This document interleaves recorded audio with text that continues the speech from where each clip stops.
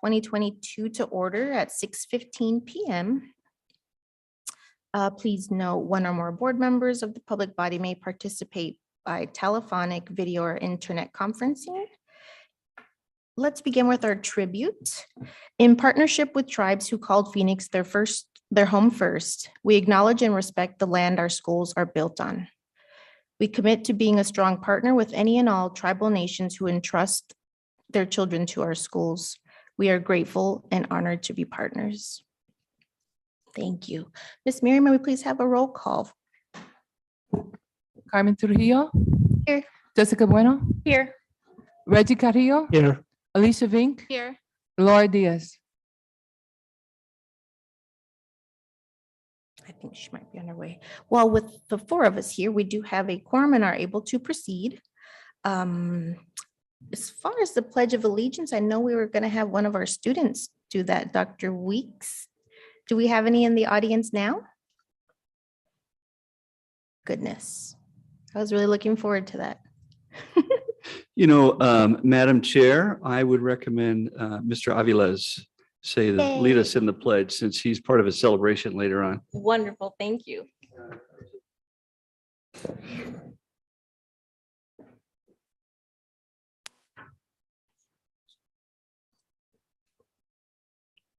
I pledge allegiance to the flag of the United States of America and to the republic for which it stands, one nation, under God, indivisible, with liberty and justice for all. Thank you.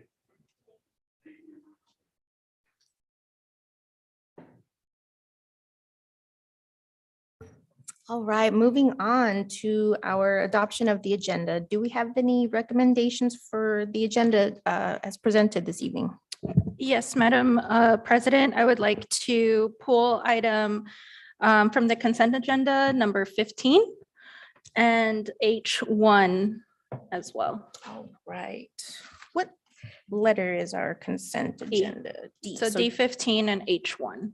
Perfect. Do we have a second to approve the agenda as amended? Reggie Carrillo, I second. Thank you. Any discussion? All right, hearing none. Ms. Miriam, may we please have a roll call vote to adopt the agenda as amended? Carmen Trujillo. Aye. Jessica Bueno. Yes. Reggie Carrillo. Yes. Alicia Vink. Aye. Laura Diaz. Thank you very much. With that, our motion passes. And we will move on to our awards, recognition, and announcements. And it's so wonderful to see all these students rolling in, their families. Welcome, welcome.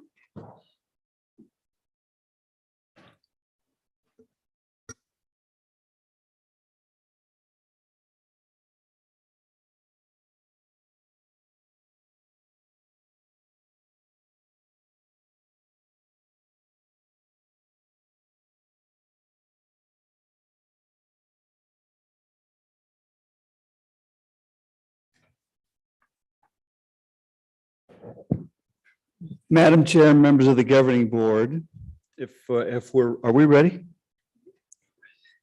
Madam Chair, members of the governing board, and members of the community, the viewing community, and our audience.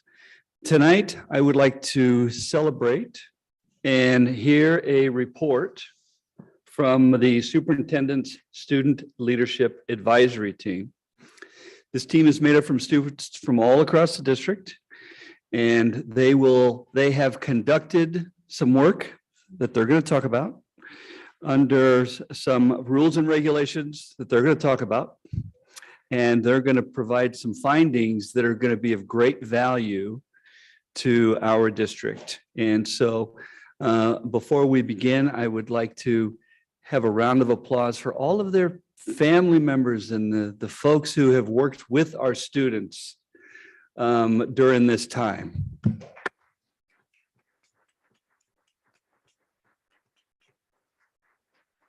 Thank you so much.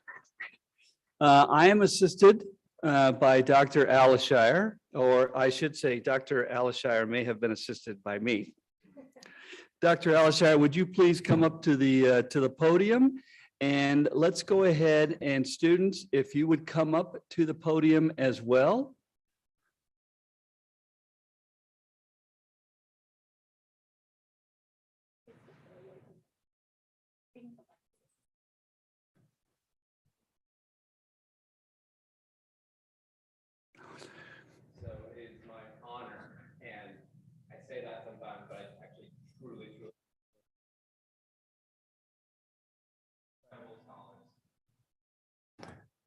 Thank you. These incredible scholars in front, and without any further ado, this is their presentation and their research, so I'm going to allow them to take over.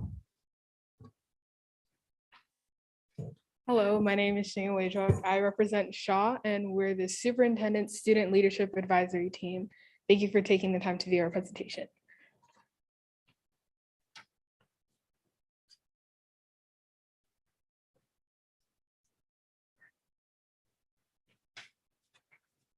Hello, my name is Gabriel Hernandez, and I'm representing Dunbar Elementary School. Thank you for having me here today. SSLAT timeline of work. During November, we introduced and identified a research question. During January, we developed a question and protocols for interviews. During February, we worked together to find our code data and look for similarities or trends in the data. During March, we developed our hypothesis and developed outline for governing board presentation. During April, we worked on our presentation for the governing board and identified who will present. During May, presented our findings and recommendations to the governing board. Hi, I'm Samantha Vasquez. I'm representing Capital Elementary. Developing our research questions. As we developed our questions on social emotional wellness, we focused on 3 areas: development of relationships, control of expressions and emotions, and learning of social and academic skills. As we developed our questions on high school readiness, we focused on 3 areas: grades, understanding in math and language arts, attendance, and engagement. The question we came to is, how do students describe the impact of the COVID-19 pandemic on their own social emotional well-being and their ability to prepare for high school and beyond? Thanks.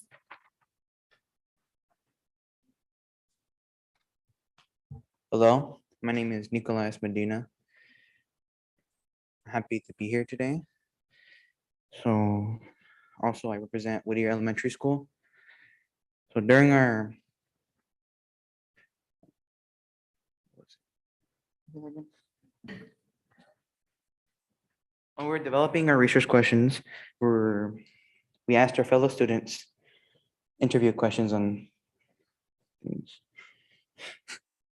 So our questions were, how do you feel the pandemic has affected your understanding of language arts and/or math?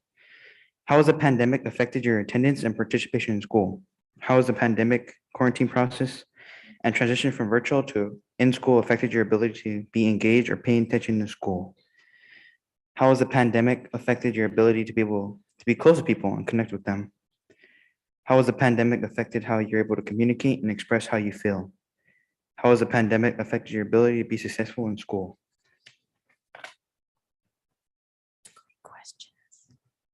Hello, my name is Linda Ayala Alcántar. I represent her elementary school. I'm glad to be here with you guys. Thank you for having me here. I'm presenting methodology.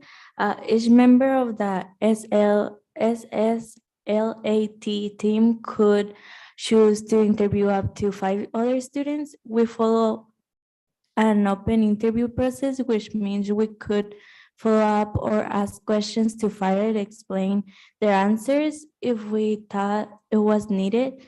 In total, 25 students were interviewed from schools across the district.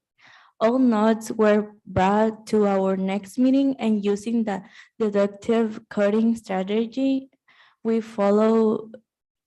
looked for patterns in the data and developed a hypothesis.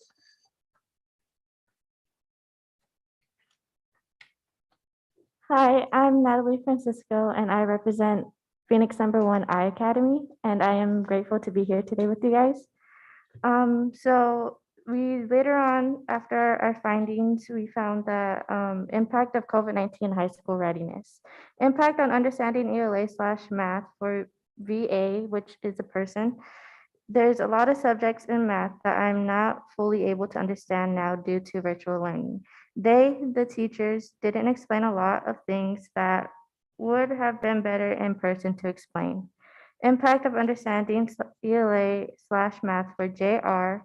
Another person said, on Zoom, it was harder to learn from a computer and screen. And when we came back, there were some gaps, some things I missed out on. It affected math the most because I feel like that's one subject where you need really good instruction. Impact on engagement for JB. It has made it harder for me to engage in class and everything. It would be easier in person because I can be more engaged and I wouldn't have many distractions as I would as online and it is a bit more scarier for me. Impact on engagement for JD. Quarantining messes with my grades. I have a hard time paying attention and getting work done, but when I'm back in school, I do fine. Thank you. Hi, my name is Casbeli Ariani Munoz, but people simply call me Ari. The results on impact of COVID-19 on social emotional wellness, the impact on ability to connect for KR. It's harder to interact with others because of online school. It has caused my mental health to go down and give me really bad social anxiety. Impact on ability to communicate for CC. It was easier to talk to people online than in person because it is less awkward to express myself than it is in person. Impact on ability to communicate for KG. She can't communicate as much or talk about her emotions in virtual learning. Impact on academic success for UT. Grades were lowered in virtual learning and it has been difficult to get them back up. Impact on academic success for GR. I get distracted, so I can't really focus when I have to take work home to finish because it's all on the computer. She said that when school was all online, he had poor grades because of this.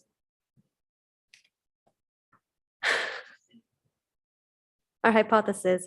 Based on the qualitative data, we have developed the following hypothesis regarding the impact of COVID-19 on social emotional wellness and high school readiness.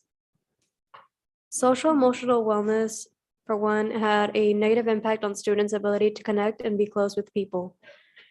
Two, it had a negative impact on students' ability to be more successful in school. And finally, three, some students felt virtual learning helped them to communicate while others thought it was more harmful. For high school readiness, one had a negative impact on students' understanding of ELA and math. Two, had a negative impact on student attendance and participation in school.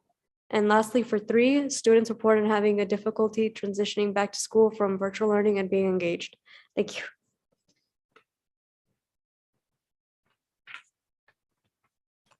Hi, my name is Cruz Zarate and I'm representing Kenworth. Findings and recommendations for SEL. Finding 1, COVID had a negative impact on students' ability to connect and be close with others. Recommendation, support events and activities that promote teamwork and students such as volunteer, community service, and hobby activities. Finding 2, COVID had a negative impact on the students' ability to be successful in school. Recommendation, promote the use of small group intervention and tutoring opportunities and some interactive projects. Finding 3, some students felt virtual learning helped them to communicate, then others thought it was harmful. Recommendation, provide options for students to engage in virtual or in-person learning. Thank you.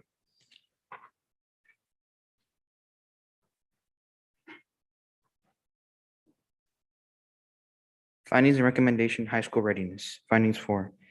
COVID had a negative impact on students' understanding of ELA and math. Recommendation, promote the use of small groups, intervention, and peer, tutoring opportunities, and more interactive projects. Provide students the option for virtual learning opportunities. Finding 5, COVID had a negative impact on student attendance and participation in school. Recommendation, provide more opportunities for students to engage in hands-on learning, use of projects, and be able to interact in applied learning and work in groups. Provide more after-school activities, clubs, sports, and enrichment activities. Finding 6. Students have reported having difficulty transitioning back to school from virtual learning and being engaged. Recommendation. Incorporate brain breaks to process new information. Provide opportunities for relationship building. Tools to help students with anxiety or fidgets. Comforting strategies and teamwork.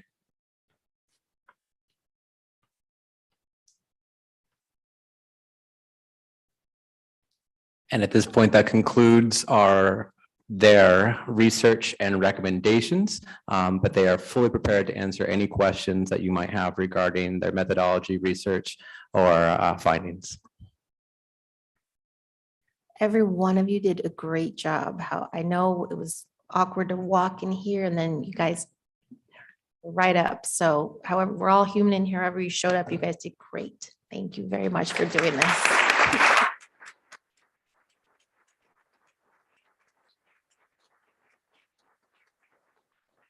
I would like to hear a little from you guys on the experience about interviewing other students. Was it just kind of what did that look like? Was it over the phone? Was it in person while you guys were in class? What did that kind of collection look like?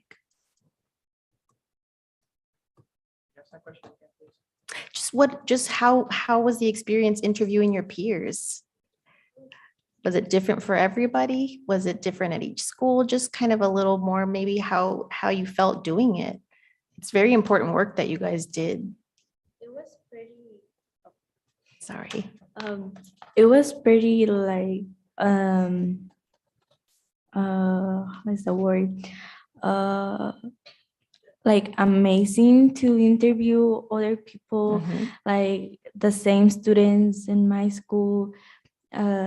So I knew how they were feeling when they answered me those questions, and I got impacted with their answers because obviously everyone think differently. Absolutely. And all of their answers were like basically the same, and it was fun. Good. I'm glad you guys got to make those connections. It's really healthy for you guys to talk. Anyone else want to share? Well, for me, it was quite an experience to go up to 5 different students in the 8th grade, and it was basically a step forward for me and what I want to do in life. And so I think it was a pretty great experience for me. Thank you.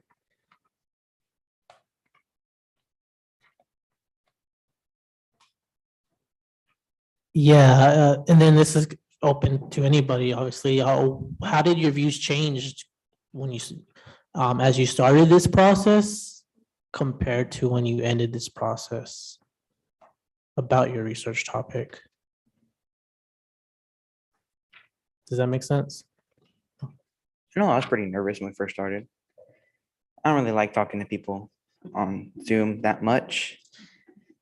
I'm not really a person that goes out that much. But you know what? This is pretty fun. Help me learn. This will probably give me more opportunities in the future. And it was very fun meeting all of you. I had a good time. Had a good learning experience. It was fun and scary at the same time because I'm not used to speak to a lot of people because I'm not fluent in English yet. So it's like weird. But it was fun. I thought it was going to be more difficult, but it wasn't that difficult. You know, that's a really great realization to have now that you're younger, that just having a conversation helps you get to know people and know how they experience life. And it gives you that opportunity to connect. And again, I'm so glad you guys are here. You guys, we haven't been able to interact and stuff like this as much. So it is a really great honor for you to be here, for us to listen to your guys' experiences. So just kudos, hats off. It can be a really anxious feeling to do all these things. It's anxious for me to be up here every time I come up here. So I'm not the people person either. I like to just kind of do my own thing and be quiet and observe. So I'm more of an observer. So I don't call it being shy. I like to just observe first, but any other questions from your board here? Yes, I do have a question. Hi, everyone. My name is Jessica Bueno. I'm Vice President, and I'm really excited to hear from all of you today. And my question to you all is, during your research process, did you find that there was a common answer at certain schools? Yes, we found lots of common answers from many other schools, and it was quite interesting to find repeating factors from specific questions, and yeah, many. Yeah, they're all students have very common answers. They said that the pandemic really affect them in the way that like it impact their grades in a bad way. But yeah. By the way, your English is perfect, however it is. It's better than my Spanish for sure. Anyone else? I have like two more questions. This is amazing. I wasn't able to take up a research project until I got to college, right? Until I had to go through high school and then apply to get into college, get accepted, and then I became a research assistant. So it's amazing that you all are getting those research skills right now. You're picking up skills that are gonna be helpful just in life in general, but also when you get to college, you can say, I know how to do this. I've gone through the research process. You already have those skills. And so that's something that's not going to be new to you. So I'm proud that you all have undertaken that process and are doing the same process that undergraduate students do when they get older. A question I have is there anybody, I love that we focused on students, right? Because it's relevant to the school district. Is there anybody, any other age groups or any other groups that you would like to have included in this research project that weren't included? I would have included the seventh graders because they were also going to be affected by this too. Because as us, they lost like a year and then they did sixth grade online.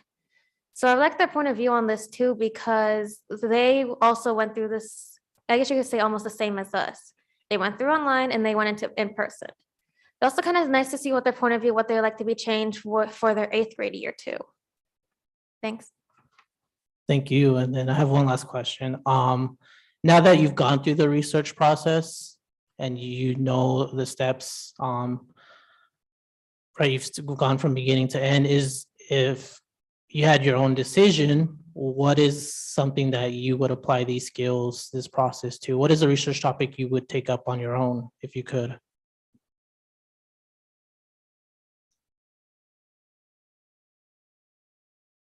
I want to hear an answer from as many of you willing to come up. That's a great question.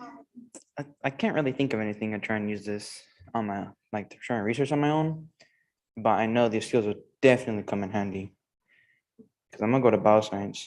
So that's gonna take a lot of working together. Yeah. And so this is a very good experience for these skills. Yeah, because you could apply this for me, I'm very passionate about environmental sustainability and addressing the climate crisis. And so this is something like, right, you could apply this process, everything you've gone through with Dr. Alshire, you could apply this process to an issue happening in your own community, to an issue happening globally, something that you go and you see as an issue. You could say, now I have the skills to research that topic. So, thank you. Thank you.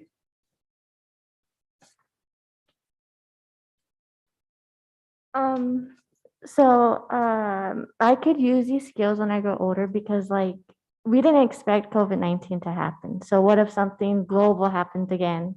And I would like to do a research project in the same way because it's nice to know how it affected everybody and how everybody's the same and how we can all have different ways to cope with different things. So I would like to do that if anything else happens. Thank you.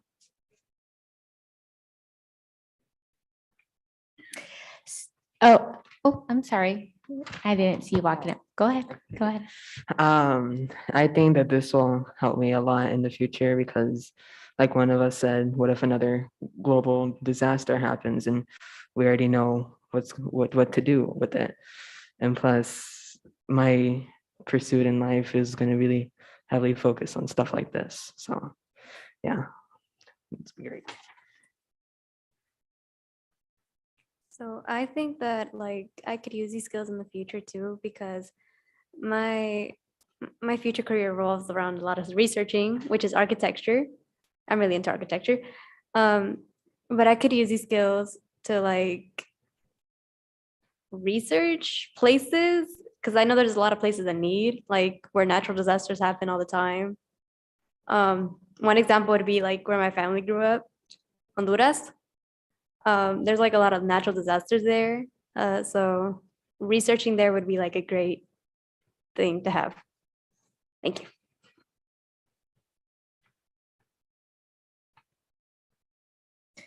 So I was going to ask the same questions as he was. So I'll just comment. And I just want to say, so I'm Dr. Elora Diaz, by the way. I apologize for coming in towards the end. I have a 3-year-old that like holds my leg and will not let me leave. So it's bribing him to get out the door.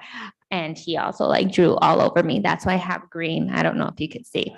But I just want to say I am so impressed, even with your answers that you are giving. I too did not experience a research project until college. And then what you guys did, I did to get my doctorate. So you guys are like 1,000 steps ahead of me. And I am just so excited to see what you guys end up doing in the future. And I feel really good about our future because, man, you guys are intelligent and you can articulate yourselves already. And I bet you your parents and your family members are so proud of you. Thank you so much for being here.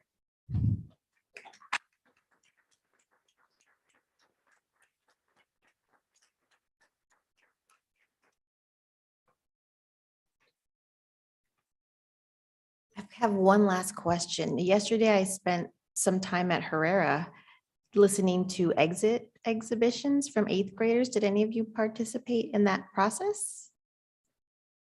No. Just a thought. It was wonderful, and it was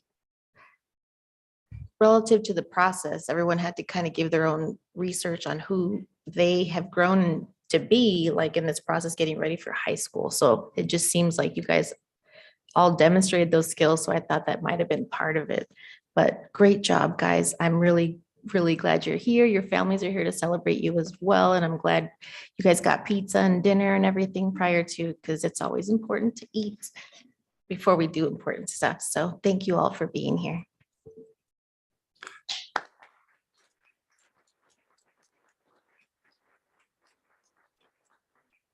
So thank you all for being part of this year's Superintendent Student Leadership Advisory Team.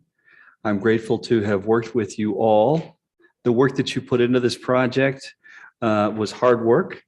It's valuable work. And as I continue to read over the findings, the next steps would be to take another look at your findings, to share the recommendations, and through your work, our district will become better, stronger, and more prepared.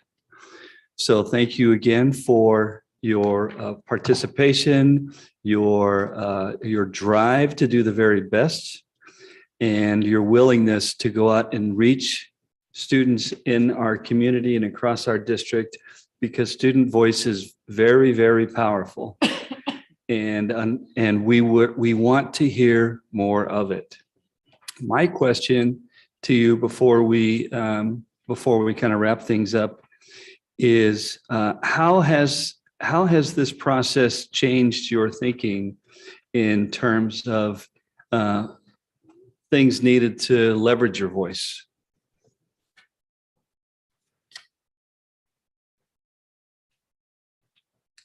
I think to be more confident. I mean, if you're not confident, then you're not going to do very much, I guess. Or when you're not confident, you're not going to feel up to do much. But being confident will be good for you and it'll help you do stuff that you can never do, which I probably wouldn't have done this, but I mean, happy I did. Because this will definitely help future generations. And so happy to be here.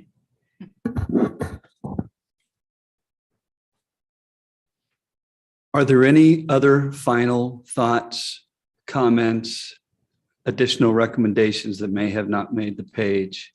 Anything else that you would like to say? This was fun. This was fun. Happy you guys are here.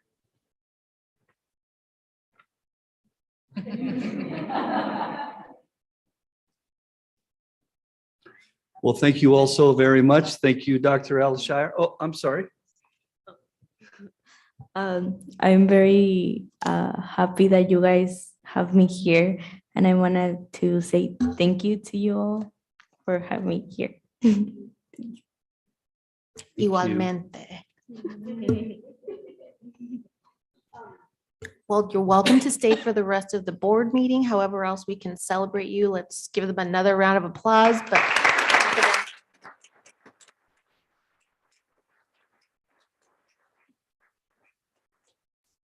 get a picture of them, Miss Linda? Have we gotten a group one of them maybe? Okay. If you don't mind, that would be great. Group photo.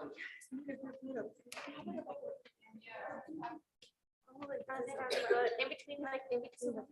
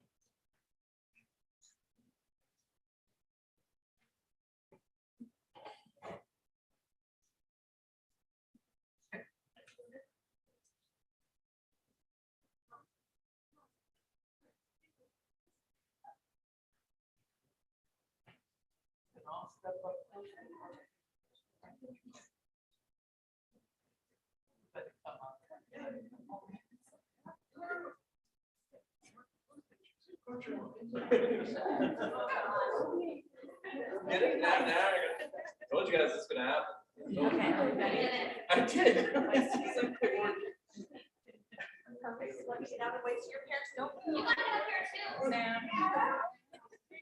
Gotta get up there too.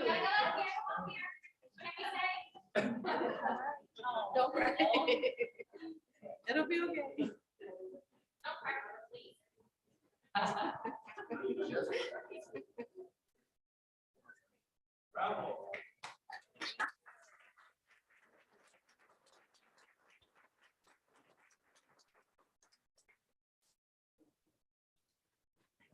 I just want to say that I love all the parents up here taking pictures. I'm going to be the parent with like the big sign and like right in the first row when my sons are in school, taking all the pictures and embarrassing them.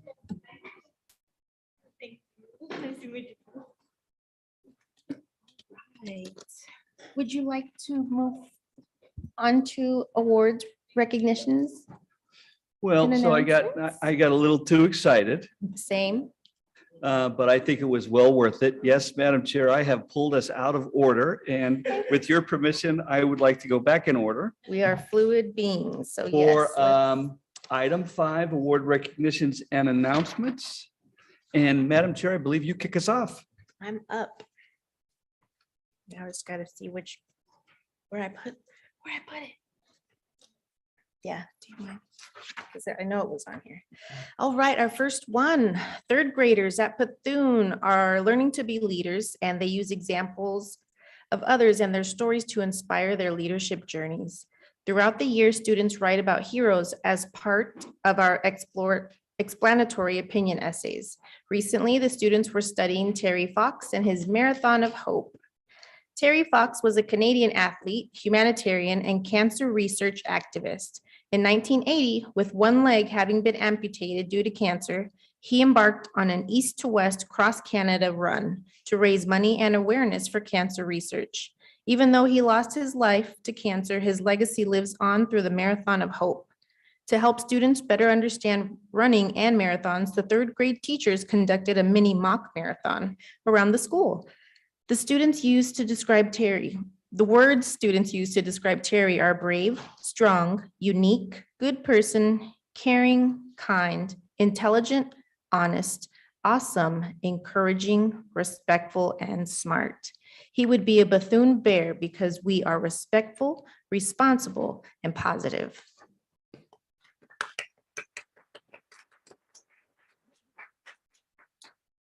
Four seventh graders from Emerson School participated in the Arizona Middle School Personal Finance Challenge and were one of the top 2 highest scoring teams in the competition. This achievement earned the students the privilege of competing in the Arizona Personal Finance Quiz Bowl Finals on April 15th, where they received second place in the statewide competition. Special congratulations goes out to our students, Caden Stroh, Ivan Simas, Emmanuel Sanchez, and Mateo Herrera for representing Emerson School and taking second place at the statewide competition.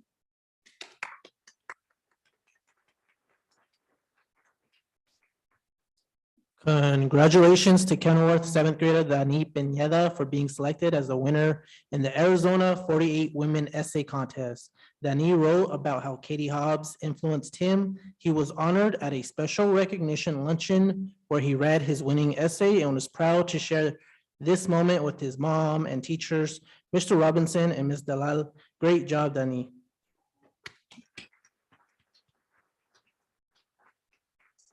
Thanks to the state of Arizona and American Rescue Plan funding, the district is excited to announce that we were selected to host 2 summer camp enrichment opportunities for students at Emerson School and Faith North Early Childhood Learning Center. We are thrilled to have been selected and to offer summertime experiences for students.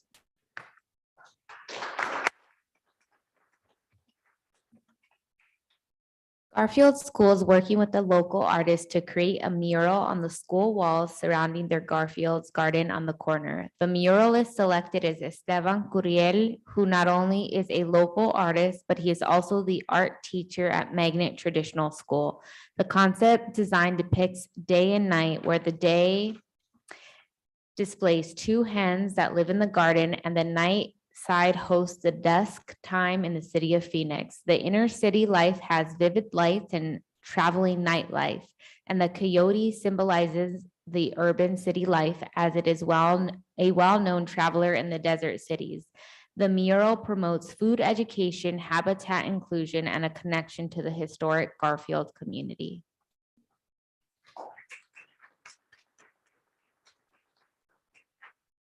Over the last few weeks, we've had the honor of celebrating employees for Staff Appreciation Weeks. April 27 was Administrative Professionals Day. May 2nd through the 6th was Teacher Appreciation Week.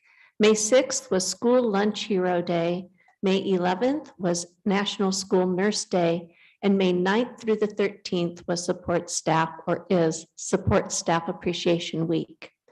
In honor of our staff, many schools hosted daily appreciation events, including providing breakfasts and lunches. Kenilworth made special deliveries with a prize cart, dessert cart, and they rounded out the week with a pizza party. We want to thank all of our clerical staff, teachers, child nutrition team, nurses, and all of our support staff for all they do for our students and families. To show our appreciation, special recognition note cards were given to all of our team members.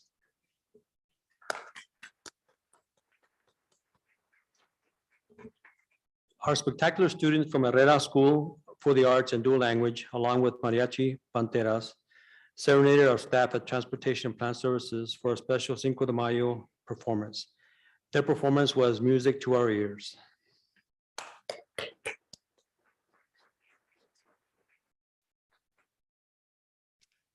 All right, well, we've got quite a lot of celebrations, don't we? I like what happened at Plant Services. I really wish I could have been there for that one.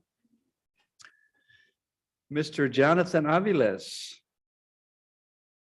You are the IAIS at Emerson School, and you were recently honored at Teach for America's Phoenix Annual Celebration Dinner, where you were recognized as a Teach for America alumni who is making an incredible impact through leadership in schools. As part of the celebration, they created a video highlighting you and all that you do for the students that you serve. And tonight, we would like to take a few minutes to share this outstanding video with you. Good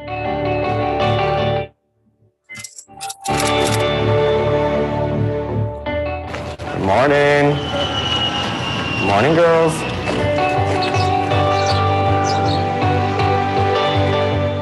Good morning, Jocelyn. You don't want to do basketball this season? Maybe soccer? I never had, like I mentioned, a lot of opportunities myself. I knew that other families didn't get the chance, and that's what's important for me, to make sure that everyone had a chance to create their own path. Looking around, you probably don't see many people of color or underrepresented communities in positions of where I am right now. Mr. Aviles makes me feel safe at school. Mr. Aviles makes me a better student. He's like a father figure to some of us, and he's someone that we can trust. It was very much a home. Like many of us students think his classroom environment was very much safe for us. So looking, tracking, listening, and then repeating, restating. He's a leader from the word go. Okay. He's kind. He's patient, and he's focused. The school didn't have anything in place for men to do volleyball, so I brought it to his attention, and then he went to, I believe, the board and got it passed. So in my old school, I created a boys volleyball team because there wasn't one. I created a dance team because there wasn't one. You learn as you go. So volleyball for me was creating the opportunity for those students that never had that chance. Having him as my 8th grade English teacher, and then also going through the PDS dance crew with him, it's he made me comfortable with who I am, because he made sure to remind me that I'm worthy and I'm capable of doing it. I'm not a dancer. Everyone knows I don't dance.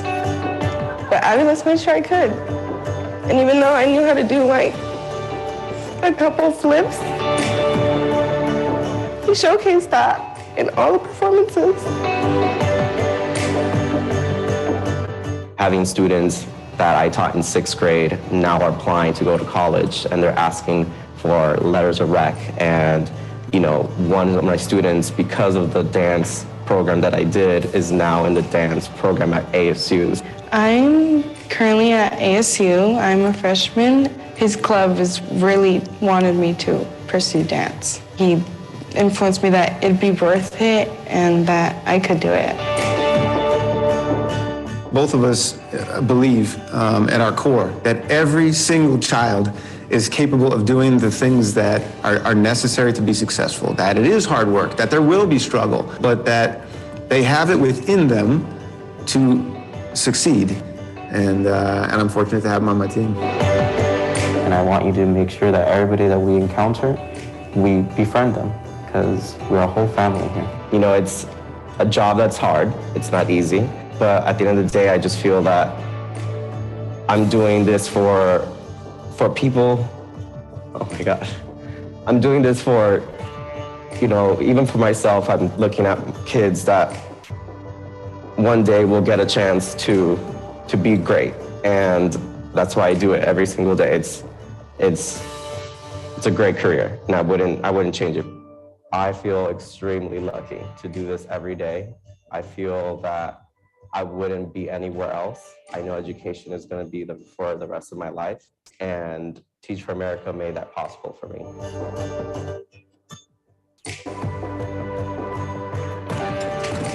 I will always remember what Mr. Aviles taught me. I loved every part of that classroom. Even if we were taking a quiz or a test, He was very much a person who cared about his students' needs before his. You just know it's not something you can explain. He's just one of those people that you get lucky to meet. I'm Jonathan Aviles, and I'm Teach for America.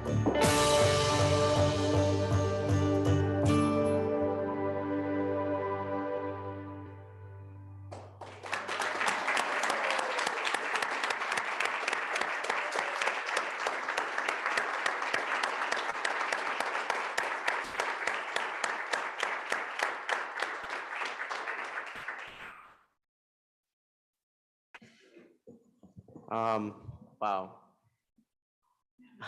It gets me every time. So for those that don't know me, I came to Phoenix in 2011, and even though this obviously talks about me, but I do want to wrap this on this district that was the first district that ever gave me the opportunity. Like I talked in that video that I want to give my students opportunities, this district gave that to me. 21-year-old me thought I knew what I wanted to do, and this district said, let's open the doors for you. And I went through Bethune Elementary, and after that I ventured out to the West Valley because I wanted to learn more, other districts, other partnerships, and then came back to district with open arms again and said, I want to lead. And this district said, we'll give you the opportunity again. So those are the moments that I bring to the table every time I come to my office, to our school, to our communities.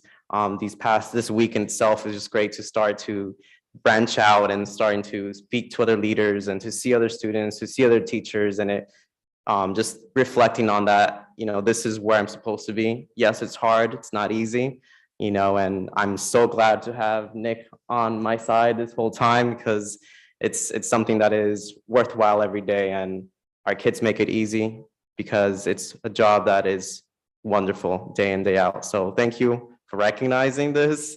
It was quite surprised when I got that call from Linda. So thank you. And thank you everybody here for witnessing that with me too. So we're all a team together. We're all family.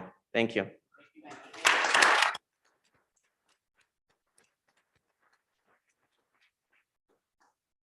And thank you, Mr. Aviles, for choosing to be part of the Phoenix L family.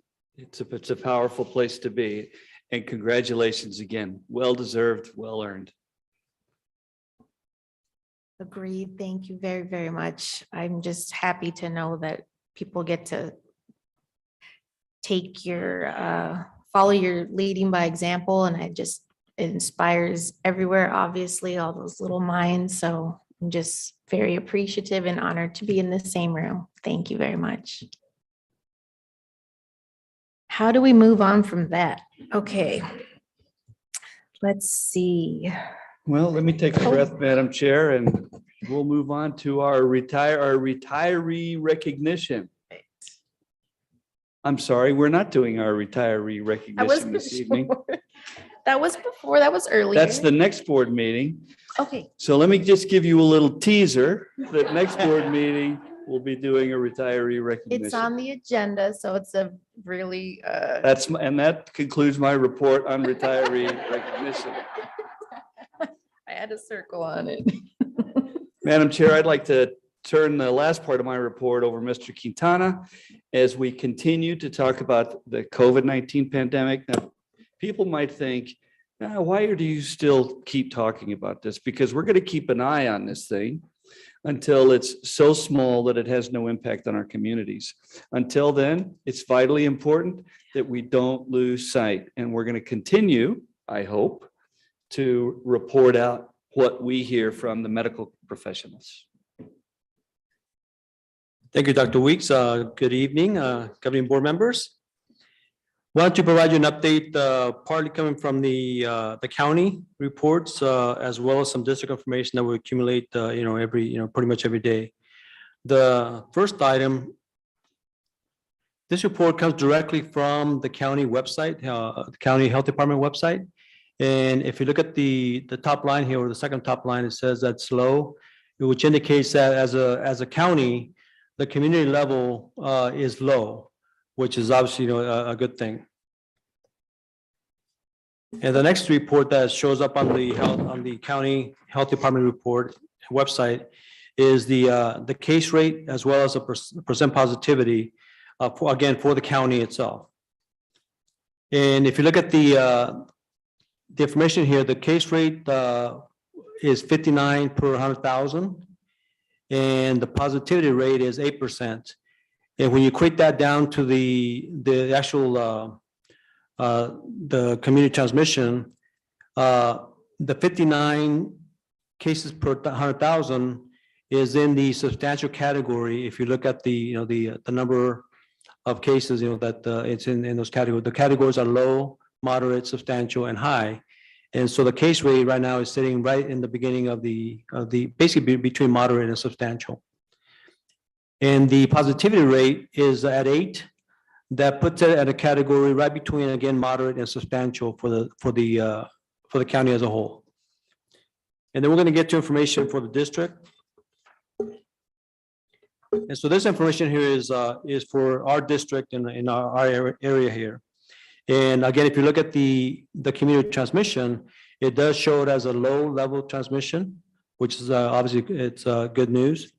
And if you look at this report here and focus on the very last line here, which is the most recent week from last week, it shows the positivity rate, I'm sorry, the case per 100,000 at 80, 85, and also the positivity rate at 11%. The bad news is that the positivity, the case per 100,000 have gone up, indicated by the red asterisk in these areas here. So from the previous week, it went up from 59 to 85 on the cases per 100,000, and on the positivity rate, it also went up from 8.9 to 11.7. So those are the rates and transmission levels for the district as a whole. And if you look at individual zip codes where our schools are located, this is broken down between 2 different weeks, the top one being the most recent week. And again, if you look at the cases per 100,000, which is the information they continue to provide for us at the county, and there's less and less information being provided on the positivity rate. But it does indicate that if you look at the cases per 100,000 in our specific zip codes where our schools are located, it has also gone up. For example, if you look at 85003, the week before where it was at 50 cases per 100,000. Last week it was at 117.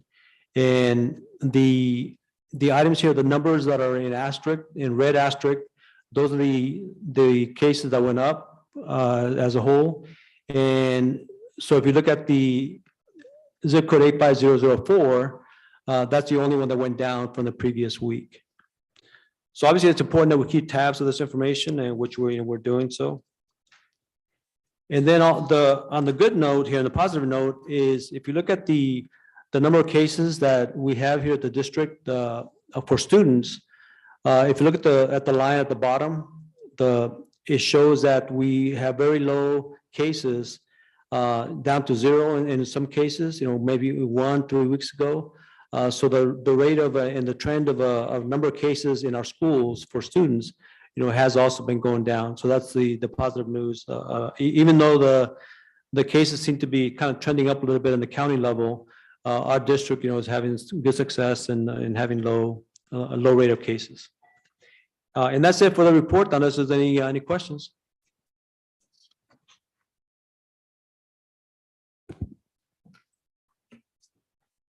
Madam Chair, this evening I have a little bit of a tickle.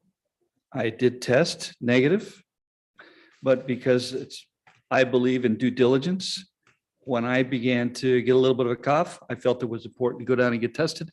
I would encourage all of us in the community to do the same thing. If you have not been vaccinated or boosted, I would encourage you to reconsider. The mitigation strategies in our district have worked.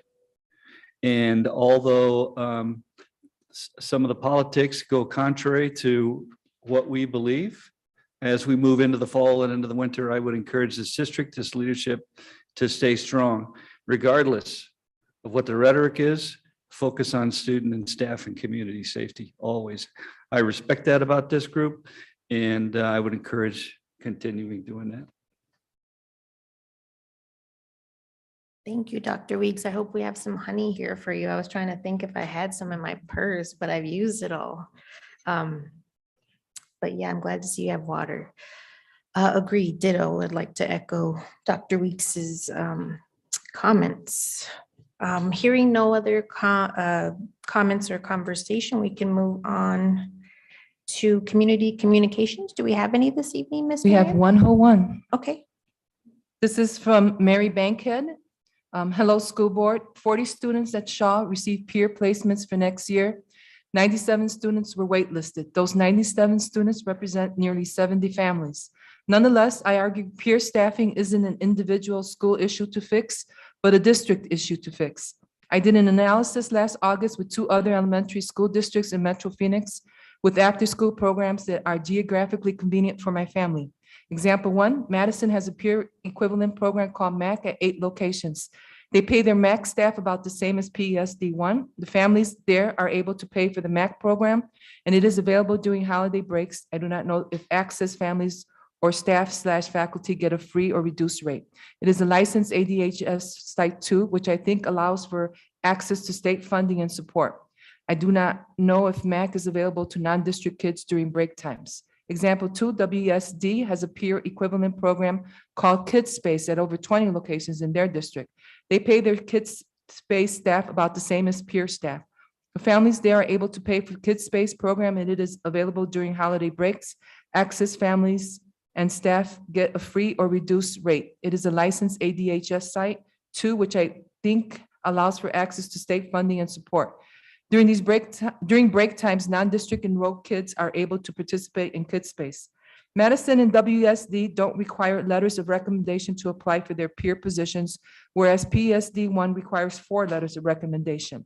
This is an unnecessary barrier to applicants, especially considering they will make between 12 to 15 per hour and have a mandatory ASRS contribution rate of 12% deducted on every check. Though we all know that long-term retirement investments are ideal, when someone is making that pay range, the ASRS mandatory contribution makes these positions unattractive. I don't like to present problems without solutions, so here are possible solutions to this problem. 1, remove the 4 letters of recommendation application requirement.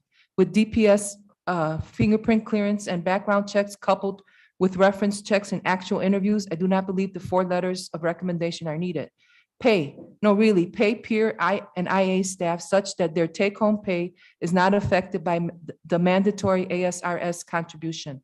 Think about it from an applicant perspective. I could go and work at peer and make $12 an hour and have ASRS taken out of that too, or I could go and work at YMCA childcare programs, Starbucks, Target, Amazon, pretty much anywhere else, and make the same hourly rate and not have to lose 12% on top of the low hourly wage.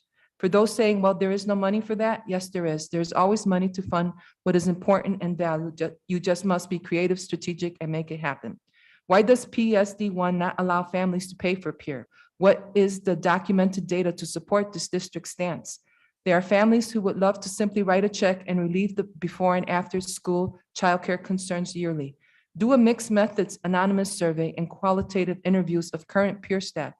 See what got them to apply, what keeps them there, and ask them what their wishes for peer are. Learn about them, the peer pain points and opportunities. There is much value in not just hearing staff, but also in listening and acting accordingly. For those peer staff who participate either in the survey or interviews, compensate them for their time via gift cards. Play the ASRS game. The ASRS 2020 law states that employees become Arizona State Retirement System ASRS members when they work at least 20 hours a week for at least 20 hours in a fiscal year. The number of weeks in which an employee works at least 20 or more hours per week in the fiscal year are cumulative and do not have to be consecutive. So in order to not have the mandatory ASRS contributions for peer staff, have them average 19 hours per week over the course of the school year. Warmly, Mary Bankhead. That's it. Thank you, Ms. Miriam. As a reminder, members of the board are not able to discuss items that aren't specifically on the agenda. Therefore, any action taken as a result of public comment will be limited to directing staff to study the matter and items may be added to an agenda at a later time. Thank you very much, Miriam, for reading that for us. Let's see. Moving on to our consent agenda. Item D, do we have a motion to approve our consent agenda as amended earlier? Jessica Bueno, so moved. Roger Carrillo, I second. Thank you very much. Any discussion? Hearing none, may we please have a roll call vote, Ms. Miriam?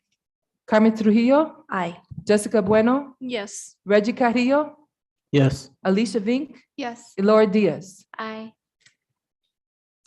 With that, our motion does pass and we can move on to item E, I believe. Let's see. Oh, wonderful to receive and discuss our updated teacher evaluation system. Welcome, welcome. I'm excited about this one. Thank you, President Trujillo. I'd like to have Ms. Nikolic come up. She's going to do our presentation for us, but before she begins, I want to just commend her and the work that she's put into this. This project began in October, and she has been working with teachers and administrators across the district. Every time she does an iteration of this, she sends it back out for feedback and has been able to continually revise based on that feedback. And as a result, I'm very proud of the work that Ms. Nikolic has done on this. I do believe that this is going to be a sea change in terms of the professional growth opportunities that we provide through our evaluation system. So with that, I'll turn it over to Ms. Nikolic. Thank you. Good evening, President Trujillo, Governing Board, Dr. Weeks, and Cabinet. I am here to share and discuss the updated teacher evaluation system that we have rightfully named the Teacher Growth Performance System, otherwise known as the Teacher GPS. And I'm honored to be presenting the work of our Teacher Evaluation Committee and want to take a moment to thank them for putting in the hard work and the many hours it took to develop this system. Our evaluation system is focused on continuous growth over time through collaborative practices and honest feedback, expertise through best practices, research, and coaching, authenticity through reflection of self and practice, and most importantly, trusting meaningful relationships. By ensuring we set high expectations and use evidence of student learning to guide our work, we will have a tremendous impact on teacher effectiveness and student learning. Our work is in response to recommendation number 2 of the district curriculum audit and aligned to our strategic plan. Our growth performance system will ensure that we systematically grow every teacher through best practices and supports aligned to the Phoenix #1 strategic plan.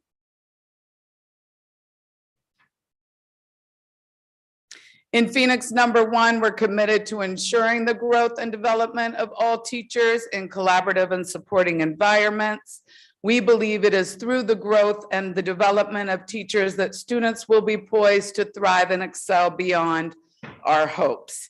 So the purpose of our teacher growth performance system is to develop and grow teachers in a prescribed manner directly tied to student outcomes.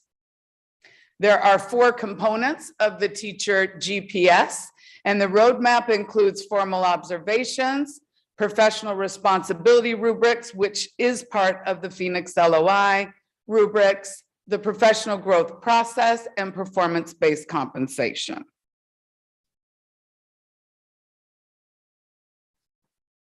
So we did a little bit of modifying on the LOI, which we are now calling the Phoenix LOI.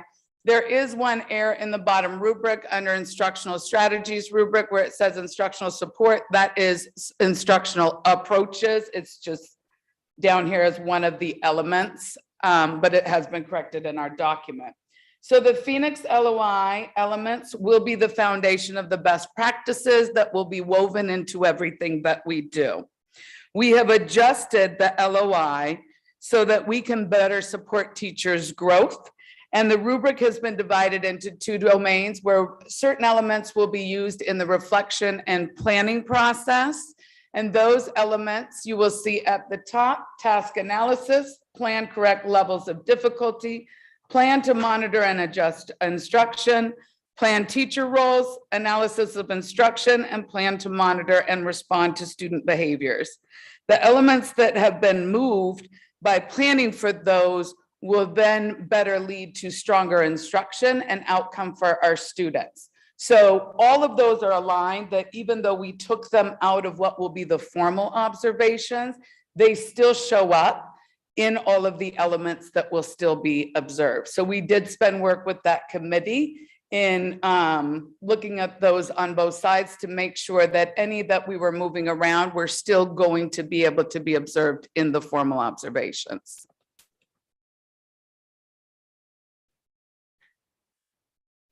So we'll start with the first component of the formal observations. So one of the big initiatives in the committee was to move from these formal observations that were high stakes to focusing more on our daily practice. So one of the recommendations is that we reduce the formal observations, because you will see when we start talking about the professional growth process that walkthrough data aligned to daily practice will be used in our teacher action plans.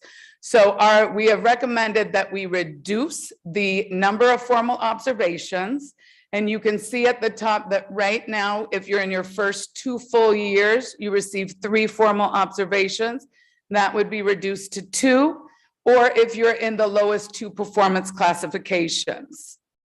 If you have completed 2 full years of teaching and you're in the top 2 performance classifications, you will only be required to have 1 formal announced observation, but you can request 2, but you would need to do that at the beginning of the year. So you can't have 1 and then say, I didn't like how that goes, I'm going to add another, but you can always request 2 from the beginning. Another change is right now, every piece of the formal observation process is scored.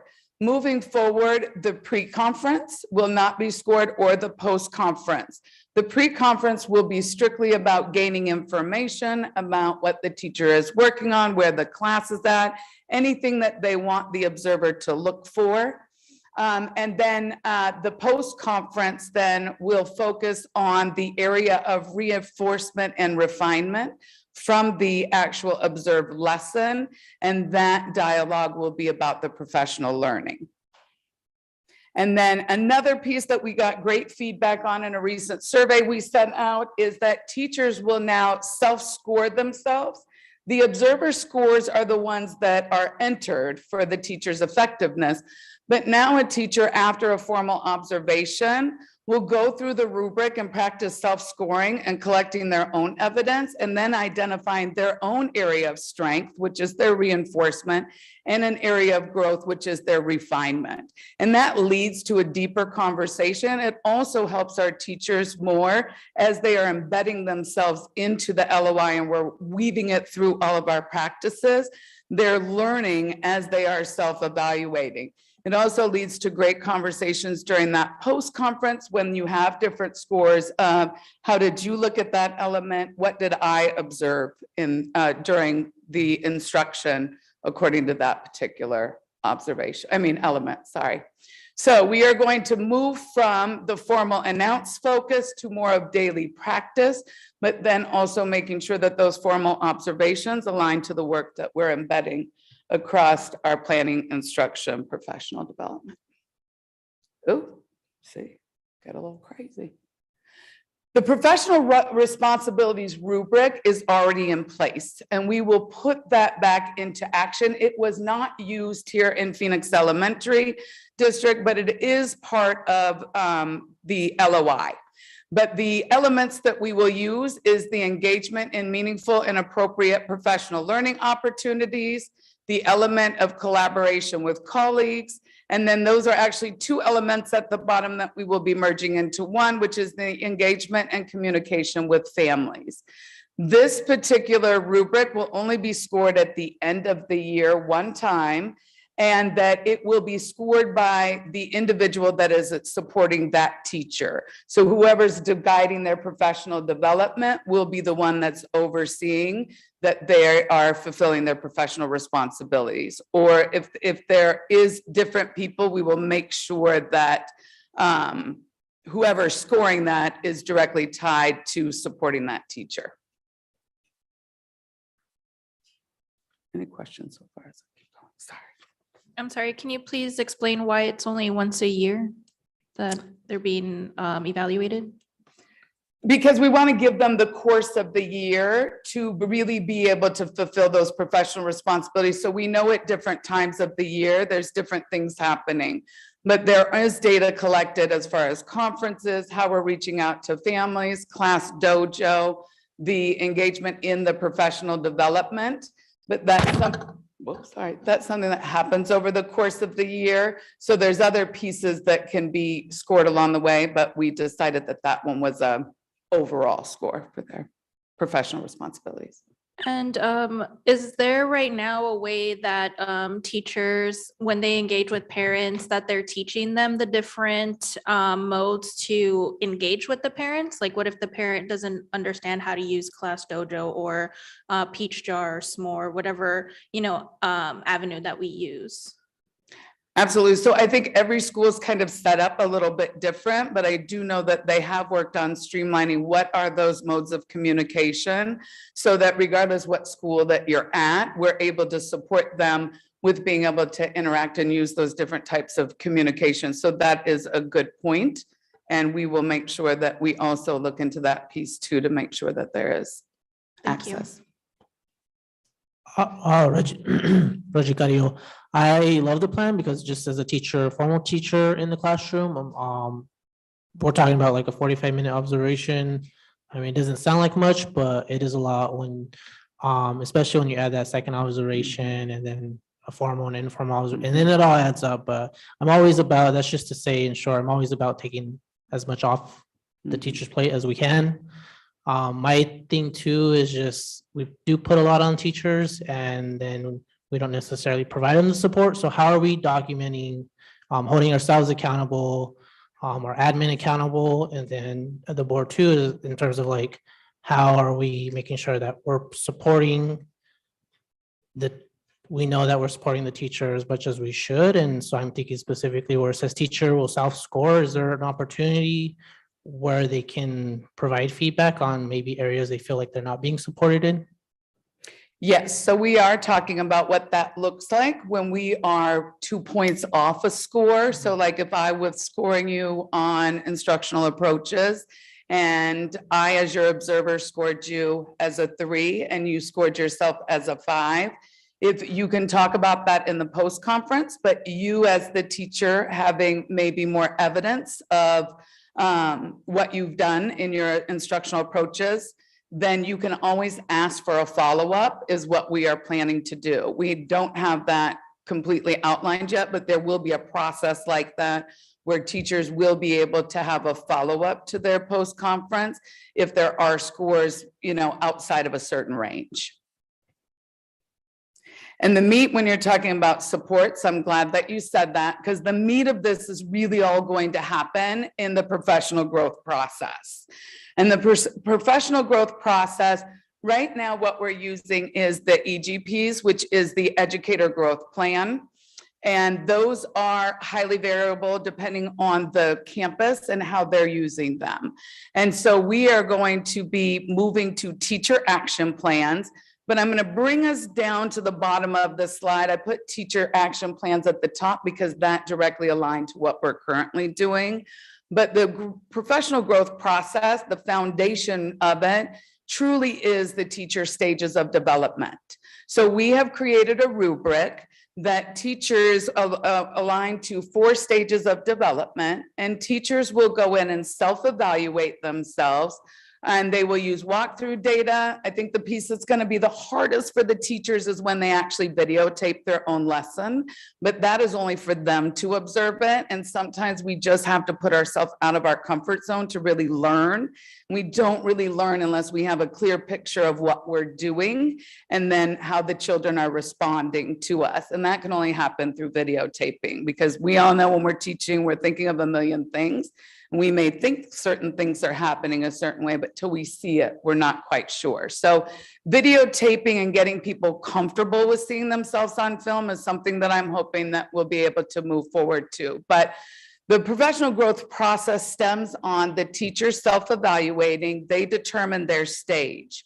From that, they will create their teacher action plan, and the teacher action plan's action will be founded on a two-part goal that is aligned to an element on the LOI along with the student outcome. So we can make sure that we are sticking to our beacon to guide us, which is evidence of student learning. And so through that, then they will create their goal. Part of that support will be taking place on a time that the principal set up. Can be Wednesdays, a collaborative time. Wednesdays would be great because it makes sense that all teams are coming together for professional growth. And they will collaborate with their colleagues. They will share their goals. They will talk about strategies to get support from each other, along with their own research. So this is about them trying new things and taking risks. They will record the data that they collect, and this will be something that we do every Wednesday when we come together, or that designated time for collaboration. It's also something like our master teachers can support them with in the planning process, or our coaches, our leadership teams, along with looking at the professional development and outlining that over the course of the year, so that every month we're focusing on an element of best practices and weaving it across the school. Also doing regular walkthroughs where teachers are getting feedback aligned to the element of focus and certain best practices that we know are those heavy hitters. And in that teacher action plan, they will also be able to respond to the walkthrough feedback that they've received. And so through that and using the LOI and best practices, now we're weaving everything that we do through the best practices of the Phoenix LOI. And then my favorite part is that twice a year that teachers will meet with their principal or leader, whoever is designated to do the growth talks at the school level. And that is an opportunity for the leadership team and the principals to really get to know their teachers' strengths, what they're working on, how it's affecting student outcomes. By doing this, the leadership team can also learn what are those best practices that are really making a difference in student outcomes that we want to spread around. What are also the additional supports that we need to get teachers, and an opportunity for teachers to share what are the supports that are working for them, and then what are additional supports they need.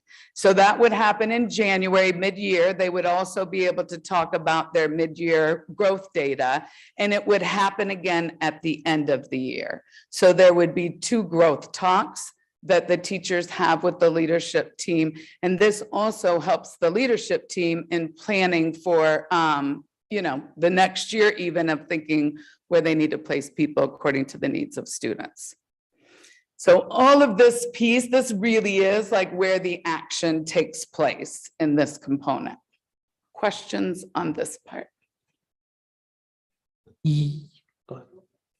I was gonna, this is a really promising piece of the process, and so my question is, how are we using this data for our own purposes and ensure, because if we have teachers doing exceptionally well, right, they're doing a phenomenal job, how do we ensure that those Mr. Avilases in our school district see a bright future for themselves based on this data, and how do we ensure that the pipeline, like we're creating a strong pipeline to grow our own, to have those teachers know that they can step into the roles, because and I just speaking because we have a lot of great teachers, and sometimes they need a little push to be like, you can, not that you have a duty, you kind of do, but you also have opportunity to have a bigger influence on our student population.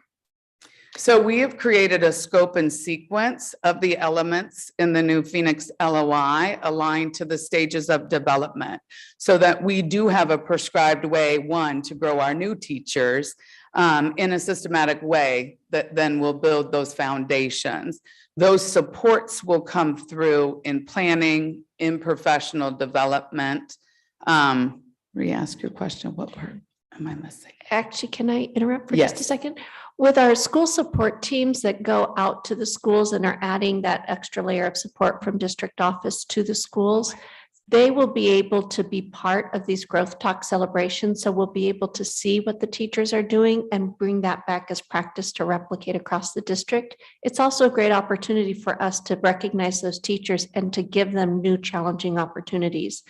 I can see down the road where the more that we're doing this and the more that we're observing what teachers are doing and what they're doing well, those become opportunities for us to support them in new career trajectories, to bring them in as a curriculum specialist, to have them work on special committees with us, to help frame new futures for our district.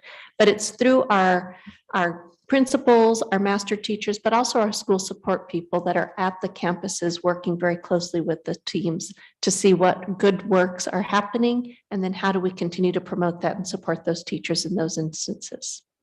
I agree. You want to make sure they know that they can bring this to the table when they want a job in coaching and say, I don't have that experience, but look, I have phenomenal scores when it comes to my evaluations, and so on, just echoing what you said. And that's one thing that we've talked a lot about too, is making sure that we're differentiating our professional development and growth of teachers the same way we want our teachers to do it for our students. So we will be looking at the elements that teachers are focusing on in their growth. We'll be looking at walkthrough data so that when it does come to district professional development days, that teachers will have a choice, and that those professional developments will align to the elements that they're working on or the elements of need that we see in trend data across the district. Thank you. And I have one last question, Uh-huh. and then I'll pass it on. In terms of flexibility, I don't know if it's required by law, but is there a possibility that if a teacher wants to conduct a lesson outside of the classroom or just in a typical way, is that something that we can do is for when they are being evaluated, or is an evaluation only occur in a classroom?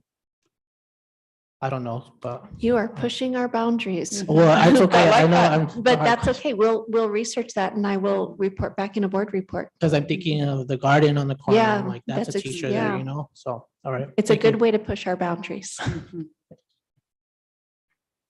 And if you think about that, I'm sure some PE lessons happen outside, some social studies outside too. So is that what you mean? Does the location matter? Yeah, because like Okay. say a teacher, I know that if we're implementing a research experience for teachers and they want to go on a, they teach it on they go on a site visit, is that something they can do, have evaluation for? Thank you. I have a question. So and maybe you're going to get to this later, I'm not sure. Are there other employee groups within the district that are evaluated, or is it just teachers? All employee groups are evaluated, but in this system, it would be strictly for the teachers. Okay. And are the other employee groups evaluated as rigorously? I can't speak to that question, but we will. Dr. Diaz? The other Dr. Diaz? Doctors, members of the board, thanks for the question. In terms of the level of rigor for evaluations, our administrators and our principals are evaluated under a very rigorous instrument as well through the LDOI. Our other administrators do have a multi-data point process. In terms of our support staff, it does, the evaluation that we use does require observations, it does require conferencing, and it does require evidence on the part of the evaluator, as well as an annual meeting between the support staff member and their supervisor, where they discuss the person's performance. given the variety of different roles that we have for support staff, there isn't like one rubric that's quite like this that would really tease out all these different elements. But there is a shared list of professional competencies that our support staff would have and that our administrators would have. Okay, great. Well, that's good to hear that we're, holding everyone to a high standard. The other question that I had, and you might be familiar with this, Dr. Diaz. So I know that when you first showed us a plan that there's a distinction between somebody who's taught for, 0 to 2 years and so on and so forth. I know that the Department of Education and NAU have developed that partnership where it seems that for the first year you are under supervision as a teacher, and that's a way to, in a sense, grow in your profession. I wonder, is that something that Phoenix Elementary might consider doing, coupled with the evaluation? I just wonder what would be more advantageous for a new teacher, observations or this concept of the supervised master teacher, or a combination of both? Yeah, great question, doctors, members of the board, and well timed, because on getting my days confused here. Wednesday, today's Thursday. Yeah, so yesterday, we met with both GCU and ASU to discuss furthering those types of partnerships that already exist. So we already have student teachers who are placed in teacher residencies under the direction of a cooperating teacher. They are evaluated using our systems as well as the systems from the universities. We're trying to find ways to tighten that up so it doesn't feel so tasky for a student teacher that feels like I have to do this for GCU, but I have to do this over here for Phoenix Elementary. Typically, we do call that year one. And so they also get to that continuing performance, the continuing level faster, so that they are able to be in that category where they would have fewer announced observations. They'll get to that level of competency quicker. So we already have those partnerships in place. And like I said, we were just meeting yesterday to start ironing out some of the intricacies of this. That's awesome. Thanks for sharing. I actually have a question that is very closely tied to that. I am wondering, do we share our teacher evaluations back with the colleges that they've come from so that they can better prepare our teachers in the future? Yeah, Dr. Fink, great question. For those that are in post-bac programs, absolutely, because that's required. It's required in a post-bac program where you're doing a alternative intern certificate, that those performance evaluations are shared back with the university because it's a requirement of their graduation. For the undergrads, we typically do that in a much smaller scale. We've only had 1 or 2 a year. We're looking to ramp that up pretty significantly next year. And so in this meeting, we were talking about the different data points we would share back and forth. We want to make sure the universities are aware of the support they're providing and the impact it's having on our students, and vice versa. We want to know what the performance evaluation systems for a student teacher at ASU or GCU is showing about the support that we're also providing to them. Yeah, I'm thinking like a teacher from year 0 to 5, like 5 years in, like just continually sharing that data with the university so that they know where they need to grow to give us better teachers. Yeah, I understand. Sense? Okay. You mean more teachers who are in their induction period in the first several years? I guess, yeah. Yeah, we did it at one time with GCU before the pandemic, where GCU has they call it a promise. And for the first 2 years that teacher's in your school, they will provide free support if you see that teacher struggling. And so that was a system where we were using to do that. We haven't really done that though with ASU and others. Some of that is, again, just a question of scale. If you look at the teachers that we hire from year to year, more than half of them are not first year teachers. They're experienced teachers that are coming from other places. But as we're going to invest more and more deeply into those pre-service partnerships, it will spill over into those areas. And I think it's a great idea. Great, thank you. Absolutely.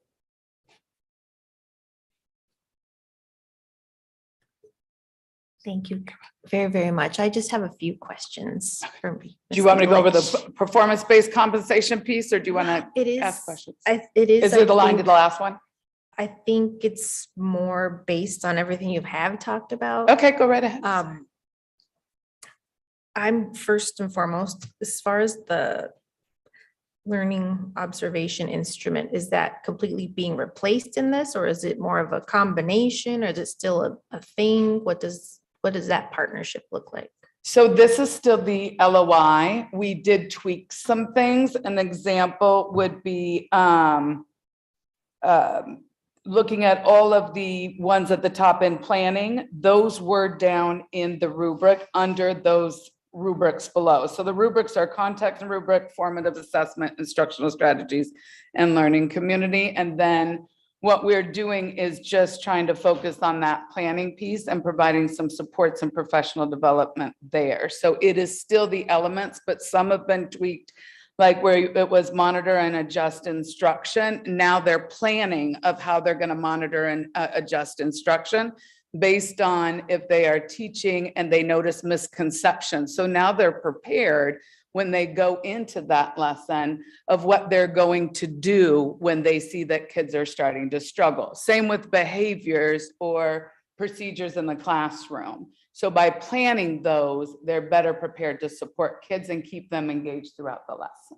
So it's more like an umbrella, I guess, kind of a thing. Yeah, we kind of move things around, and I'm happy to walk you all through those movements and exactly what the changes of not tonight, but I mean the changes in the language No, are. I'm the only one, I mean, that really is just the farthest thing away from teacher life. But this approach sounds like my social work background, where we're doing more observing, less formal, I guess. So I do appreciate that part about it, because as a parent, I went through a long class for speech therapy for my son, and that was difficult. But the video recording of myself to see how I could implement what I was being taught was a huge game help. So changer. yeah, it really, the human part of that, whatever that is, I really needed it, and I didn't know that. So that leads me to my next question, as far as the behaviors and stuff like that. As far as student needs, how does that fit into this? Because I kind of just assumed the engagement and meaningful and appropriate professional learning part might do that, but I wasn't too sure, like, if that stuff fits in as far as making sure our teachers are supported for having those hard conversations with kids that are struggling with stuff at home, let alone like just their studies. Does this instrument look at stuff like that and not so much make accommodations, but take it into consideration? Because that can either disrupt a class, but can also put a lot more stress and work on our teachers. So I just wondered how that emotional stuff, and then I have one more question after that, but does that make sense? Yes. Okay. So I think that social emotional learning that we know is so important for our kiddos, we want it woven throughout the day. As far as looking at a particular lesson, that planning to monitor and respond to student behaviors can help you in knowing a child, and especially like if it's an area that might be a trigger for a child, then you can plan for how you're going to support that child in the lesson. I think when we don't plan for those things, we get into a lesson and then we don't know how to react to it. So it's also those pieces in our social emotional learning of practicing how we give kids choices and how we support kiddos that struggle with certain triggers during instruction. Got it. Okay, thank you very much. The last question is, you talked about scoring and things like that. What does the iterator reliability look for? So that way everybody kind of just is on the same, like, I don't know, path page, whatever that is, to be looking at these things where it's actually a well-oiled machine instead of, just, I think you definitely know what I mean, so. Interrelated reliability is vital to the success, because we need to make sure that we're all looking at the rubric and we really understand what the different levels of scoring look like according to that element of best practice. So there will be training because we've made changes, but it is also going to help us in training teachers as well, along with evaluators and those that will be doing walkthroughs. Because our hope is that walkthroughs will actually result in scoring the element that we're working on, but it won't just be that the evaluators have inter-rater reliability, but that we're all looking at it the same way. So we do want to start making videos and letting teachers score it and having those type of conversations. So we're looking at different ways we can do that, either through the Curriculum Connect or collaborative team meetings. But that is a focus of ours, of getting scoring groups and going around in all of those pieces. It just is so important to get even just an understanding of how certain people view and assess situations, because we all do that based on our experience. So that's my only thought with that, was what did that look like? So absolutely, I appreciate it. Thank you very much. So that's all the questions I had so far. I should have stopped after every slide. Clearly, I got a little nervous and just kept going. So I'll go through them. Any questions right now on formal observations? Professional responsibility rubric? Professional growth process? And so the last component is the performance-based compensation. So on our right is our current practices. And right now we're using the LOI total points. And I'm going to let Deborah speak to kind of this system right here, because that I'm still learning.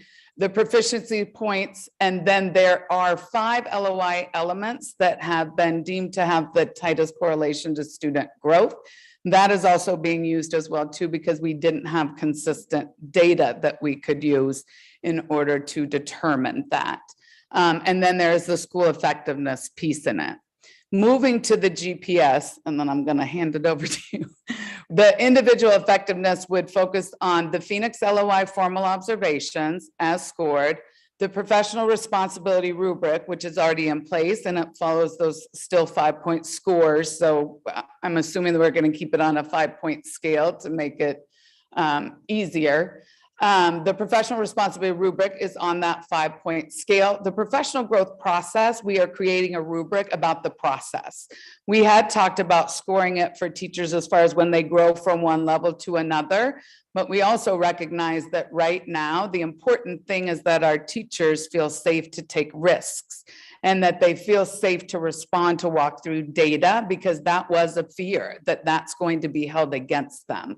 And so we want to make sure that when we're growing in our practice, that we're creating safe places where people can say, I'm struggling with this, I got this on this walkthrough, can you help? So that is the piece that we will be using walkthrough data to learn how to support, but that will be a score on the process, more like the professional responsibility rubric of engaging in it, not exactly where you start and where you land. Down the road, that may transition as we learn more and develop the process. But to begin with, that is the piece that we will use for the professional growth process. The individual achievement, we do have iReady data that does do growth, but it also doesn't give us an adequate look at growth for certain of our grade levels and is not developmentally appropriate necessarily for the really young ones. So Deborah will speak with you on that. She's been working on some different measures. And then the school effectiveness would be aligned to the school report card. And as you learned, I think at the last board meeting where we talked about that will be a smaller chunk as we're looking at that piece so that everybody can grow in together. And then I'll let you speak to the data. So in terms of the individual achievement and looking at iReady, we're working with Basis, that is, they are an actuarial group that looks at data, and they're going to take actual data that we have from the last 2 years, even though the year prior isn't great, but to take a look at that data and run it through different systems so that we can look at what is the most appropriate way to score teachers in terms of individual effectiveness and student outcomes that is consistent across all of the different possible measures. Because as Teresa said, for kindergarten, it's not appropriate to have them take a standardized assessment, but we do a lot of observations. So how do we score those sorts of assessments and make sure that they're consistent with the kinds of ratings that we would get on an iReady? The same holds true for our special areas teachers. They've been working the past 3 years, 4 years almost, in developing performance tasks. So as we develop these performance tasks, how do we rate those and ensure that they have strong inter-rater reliability again, and that those get equal weight to an iReady measure? Because math isn't everything, but if I'm teaching music and PE, I want what I'm teaching in music and PE to have equal weight for my individual achievement ratings. So we're going to run some series of tests this summer with the data that we have and make sure that what we put in place is going to be fair to all teachers.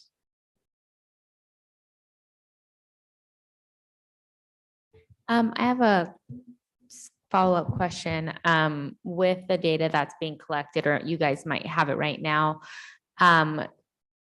is there available data to show like how many proficient teachers a district has, or how many highly effective teachers, or the different rankings, or is that something that we will have available in the future? We do have that data currently, and Dr. Diaz can speak to the actual number, but most of our teachers are rated effective or highly effective on our current system. So that's where we want to make sure that we're looking at appropriate measures to ensure that our ratings are accurate.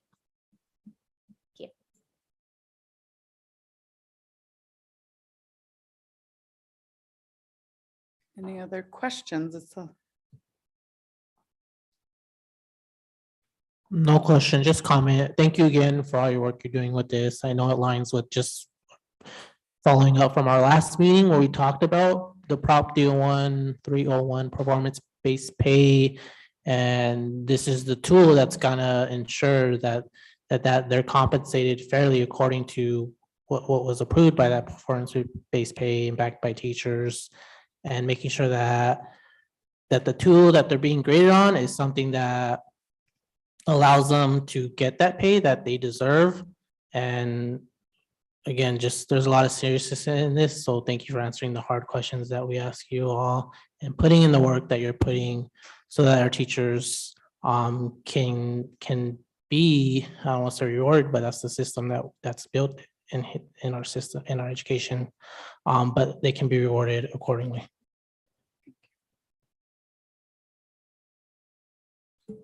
Thank you. Thank you, Ms. Nicholas. All right, thank you.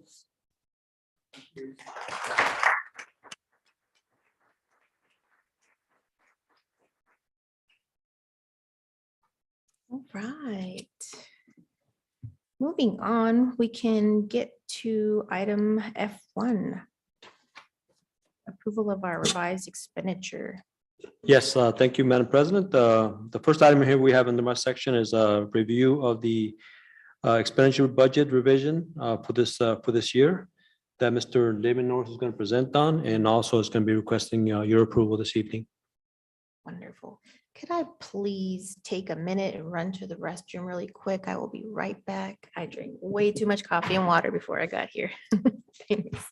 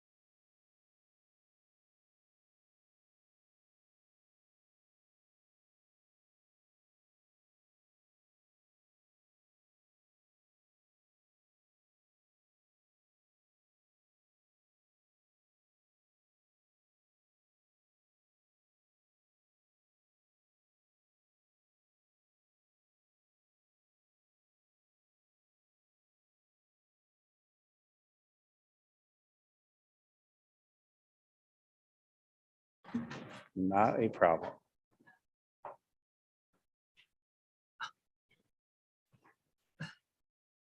I assume we need to wait for Dr. Weeks.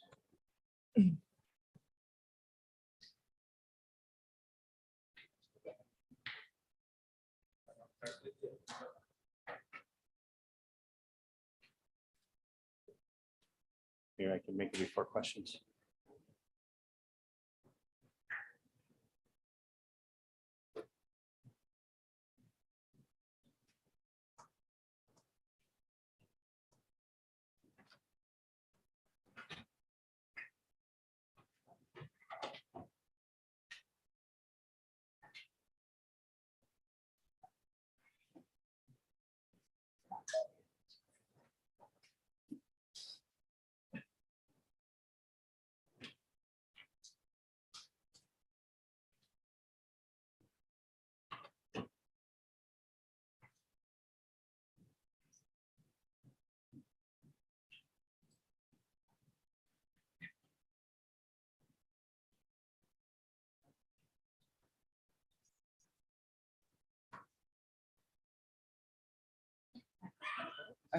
We have waters available. If anybody would like me to grab them one, just let me know.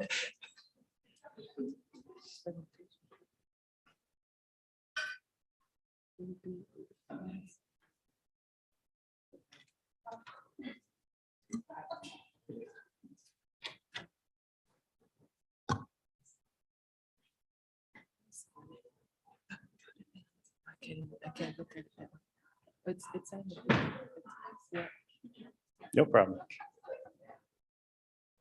All right. Set. Awesome. Good evening, guys. Thank you for staying for me here for the budget revision. I'm coming forth for the May budget revision. As you guys know, I was here in December and other months in between as well, but for December budget revision. So I'm going to do a little bit of review of December real quick and then head into the May budget revision that we have to do. If I can get this to work. So just real quick, the budget monitoring process, I wanted to refresh your memory. I know we talked about this in December, but budgeting is an annual process, of course. We do a proposed budget. The board approved the proposed budget in June of 2021. We adopted that budget in July 9th of 2021. And we had to do a budget revision, if required, is due by December 15th, which is when we had to do the last revision. There is a second revision. The first revision, you're not required to unless you're off of numbers or the state finds something different and they want to have it submitted to them. So not every school district has to do one all the time. The second budget revision, unfortunately, is required by every single school in the state to be done. And that is to give the state really clarity of where all the school budgets are going to end for the end of the year. It's typically just a minor adjustment only, which is like today. And so you'll see that in just a second. The process in monitoring and revising the budget, we look at ADM reports, we review expenses to date, reforecast the remaining years expenses, and then we review additional funding and carry forwards. Sometimes grants or other means will have carry forward that's not included in December that'll get included in, or like the K-3 budget this year was not put into December. They didn't have it figured out yet. And so now it's in this budget, which is very helpful for us. So back in December, I came talking to you guys about a $1.3 million reduction that we were going to have to do, which really netted out to about $625,000. If you remember, that was because of the K-3 reading program was not in the budget, and so they were not accounting for it. So we only had to do a net decrease of the $625,000. Our ADM had fallen to the numbers before you of 524, and the actual ADM was 4846 at the time. The capital budget took an increase, which in December, which was nice as well, to counteract some of the decrease that we had as well. So the eye charts, which I love bringing you guys all the time. This is the December budget revision results for M&O funding. We did reduce that $625,000 with a variety of factors. Vacant positions was the most significant savings that we had. We were able to go ahead and take the savings that we did not spend that for the beginning part of the year to cover most of the savings. Our budget fell to $52.9 million in the M&O funding. And that's where we sat until just recently. So coming full circle to May, to our required budget revision, we have a couple of things that are affecting our budget now. We have K-3 reading. Our ADM has increased as well, which affects the M&O budget. Our capital budget increase will remain the same, so we're not losing anything out of capital funding, but we are getting an increase out of about $344,000 in our classroom site fund, which is a great news for us, and that's increased due to a formula adjustment in a spreadsheet as well as an ADM adjustment that the state made just recently. So with all the good news there, our budget is actually going to take an increase, which is the first time in a long time that we can say that, that we are going up by $638,000 for the May revision. So in all said and done, we're actually taking a net increase over the year of about $12,000, which doesn't seem like a lot, but I'll take it. It's $12,000 that we didn't have in July when we started this process. We lost money and now we're getting the money back. Which is all awesome news for us to hear. My recommendation to the board that I have outlined here is that we use it for purchase services. As you guys fully understand and are aware, we have had to outsource some of our cleaning positions, for example, custodial. ESSER was awesome at paying a lot of that funding, but unfortunately does not have enough funding allocated to that to maintain that. And so we did take some of the funding into M&O, which was putting us over budget in the purchase services area, which is also for contracted IAs, substitute teachers, and so forth that have been a little bit higher this year than normal. And so I'm suggesting that we take that $638,000 and add it directly to that line, which will put us on target for the year. With that, that's like my quickest presentation I've done for you guys. If there's any questions, I'll be happy to take those. Yes, I do have the budget here in front of me, and I have different numbers that have been allocated. So I'm just wondering, when are we going to sign that one? Because that one's different than the one I have in front of me. This one should be the one that's in the blue folder floating around. And that is the one that is correct. This one shows that the purchase services is still at that 1,885,000, and that the 638 went to employee benefits. That is a complete typo. So I will have to run over and fix that and bring it back before you guys get done. Thank you. Yeah, thank you for catching that.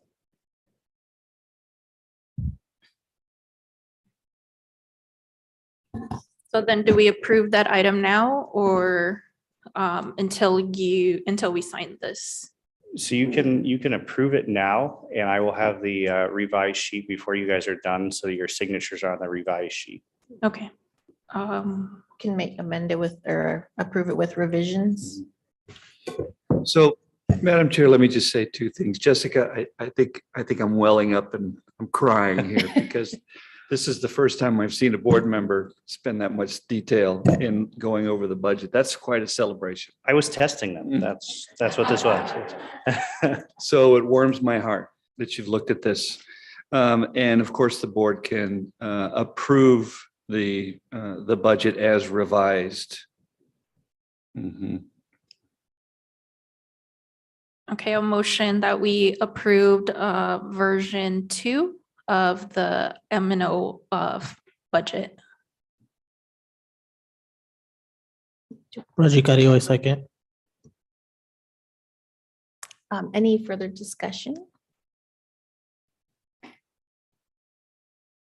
I have a quick question. Ask. With that $600,000 that's going to go to the outsourced sub teachers and custodians, can some of that also be spent on like job fairs? I know that's something we were kind of hoping to implement around, but I'm not too sure what, I guess what that part looks like, deciding what is actually can come out of this money, I guess. Yes, I guess the answer is yes and no. The money that's overspent already in purchase services have already been spent because we're already at the end of the year. So that budget does have to go or should go positive, or we show a negative in that for this year. It's the first time hearing about the job fair, so I apologize. I don't know what the cost would be associated with such job fairs, but I do believe that there would be money that we could put towards job fairs to help recruitment and other causes in the district. As long as it's not like millions of dollars, we should be okay. So, Yeah. Okay, that sounds great. That was the main question I had. So hearing no other questions, Ms. Miriam, may we please have a roll call vote to approve the budget as revised? Carmen Trujillo, Aye. Jessica Bueno, Yes. Reggie Carrillo, Yes. Alicia Vink, Aye. Laura Diaz. Aye. Thank you. With that, our motion passes. Again, thank you, Ms. Bueno, for checking that before we finish signing it. Let's see. We will move on to item F2, our request for approving our purchase order to Core Construction. Who will be presenting? Yes, thank you, Madam President. We have a Director of Plant Services, Mr. Chris Walford, Okay. that has received an estimate of the cost associated with remodeling the Kenilworth basement to build a family support center. So, Mr. Walford, could you come up, please? Welcome. Thanks for being here.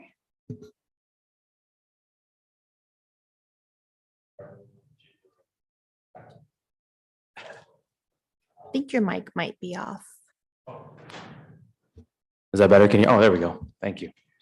I'm sorry, Chris, sorry for interrupting, but I just want to make sure that if there's something else that they wanted to bring in something, Dr. Gonzalez. I'll wait until after Chris shares his portion, then Okay. I'll just add Okay. a few words. Thank you. Thank you. Members of the governing board, tonight we're bringing to you the proposal from Core Construction. A few months ago, I think you remember we proposed the Community Resource Center at Kenilworth School. So tonight we are presenting the plans and then asking for your approval on the purchase order to perform the construction side. So without further ado, we'll bring those plans up for you to look at. Tonight we have members of Core and SPS here to answer any questions that you may have about the plans and the construction quote. Darlene, do you mind coming up?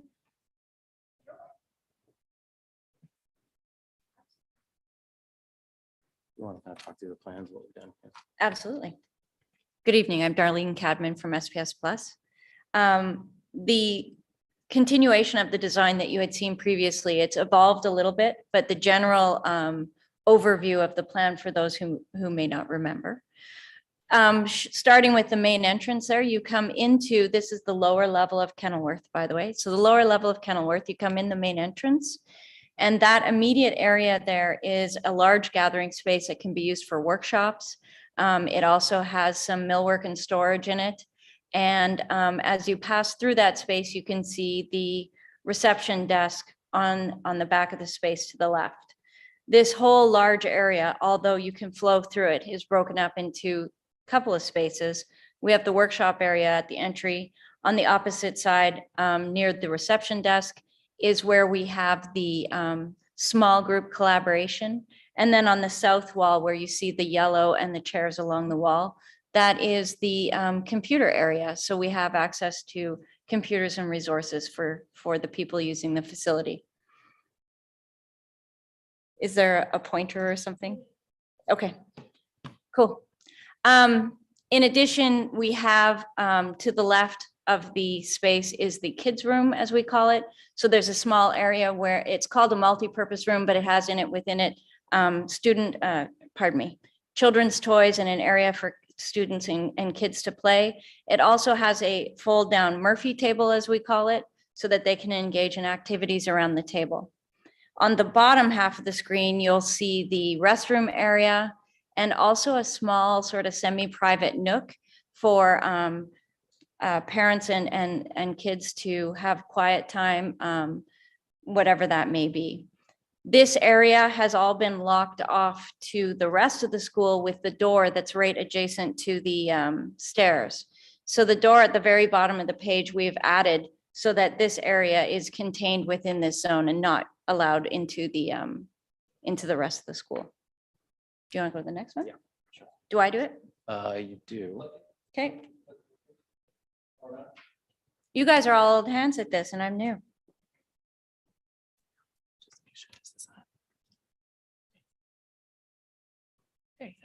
Excellent. Now, can I move it? Ooh, I'm not in charge. There we go. So on the left, you see a rendering of the space. This rendering is standing at the door as you enter into the space. And you can see the workshop area is in the immediate space. And as you go back into the space is where you'll see the the reception desk area. The colors have changed significantly in this. It is a little more vibrant. We have a few more patterns and textures. We're looking at textures on the wall. But the space is combined with not only multi-use furniture, but very durable fixtures and finishes throughout.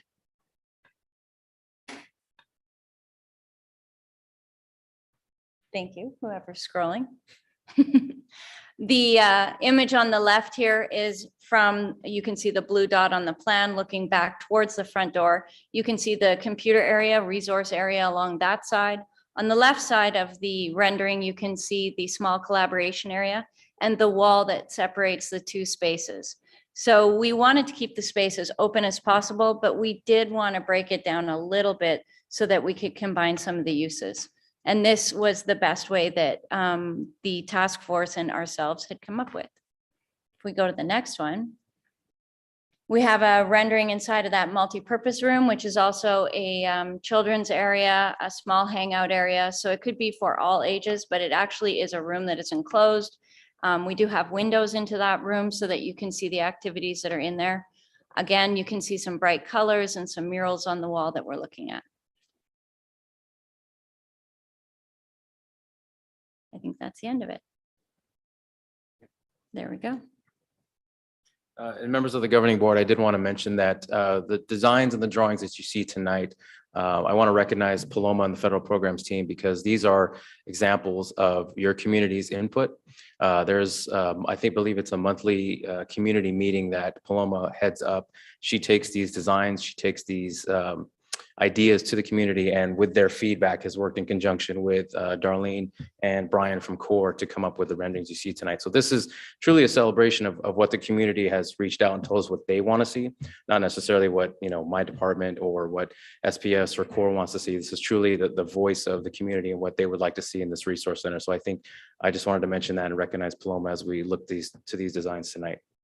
But that would be the end of our presentation. Deborah Gonzalez, did you have anything? I just want to thank so many people for the work that's gone into this. And so I wanted to appreciate, this started last summer when I came in with our ESSER community surveys, and through community surveying realized that this was an important need that our community was asking for. And then Sherry Zeeb wrote the ESSER grant and included this in our grant so that we were able to make this happen. That led to the hiring of Paloma Orozco, but also the hiring of family engagement specialists across the campus so that this is one center, but we're going to be able to continue building out spaces. And this evening, we're fortunate to have Sylvia Mendez from Edison and Erica Mendoza here as representatives from the Family Engagement Task Force with Paloma. So I want to thank them. And Sherry Zeeb from Federal Programs is here this evening, and I want to thank her for her work in making this happen. But in addition, of course, Chris Walward and David Yokohama they were amazing in trying to help us find a space in a really short time frame and found something beautiful. And then the partnership with SPSS has been outstanding. And Monique Harris had to leave, but she also deserves a lot of credit for this in working with us in how do we get a procurement like this going through? What are the processes that we have to follow, and making sure that we followed every step appropriately. So thanks to everyone who's helped us, and importantly, thank you to the governing board who, when we presented this idea, was so excited and so supportive of us moving forward with this. So with that, we would just like to recommend that you approve the bid to a contractor to make this vision a reality. Got a quick question, if I might, before we move on to voting. Can you tell me more again what it looks like as far as the cost associated with salvaging items deemed historical? That just sounds like an oxymoron of a thing to do. So I'm not too sure what that looks like and what kind of items we're talking about. No, great question. President Trujillo, so the plan is not to necessarily salvage everything. We're looking at relocating. We have a lot of historic items, some things that are district representative, other things that are just historic items that, should be returned to the rightful owners. We have tribal history, historical items. And so we're going to work with SPS on relocating those properly. We're not going to salvage anything. We want to make sure that things that belong to the rightful owners will be returned. And then things that we can place maybe at district office to showcase, we'll work with our partners to relocate those things, but we're not planning on trashing anything. Yeah. I just was kind of wondering what that process looked like. So that does help me. So is it items that are like already here? I'm sorry, underneath Kenilworth, or is it because we're like building new stuff, taking out old stuff? I'm just kind of wondering what that entails. President Trujillo, there's the second phase of this is technically where the museum is. There's already items that have been stored down there. Kenilworth over the years has kind of just become the museum area where a lot of historical items have been stored. So things are already there. It would be relocating or removing those things. And there is an opportunity in phase 2 of this to showcase maybe some of those things there that are representative of the history of Kenilworth, but particularly a lot of the things we want to bring them out and showcase them in the areas that they truly belong throughout the district. Perfect. That's what I didn't fully remember. We did talk about this last go around. But I'm also wondering if we could have the ladies up here to talk a little about the community forums to decide on these designs and things like that. If you could share a little bit about those experiences, that would be really, really great to hear from our foot soldiers on the ground.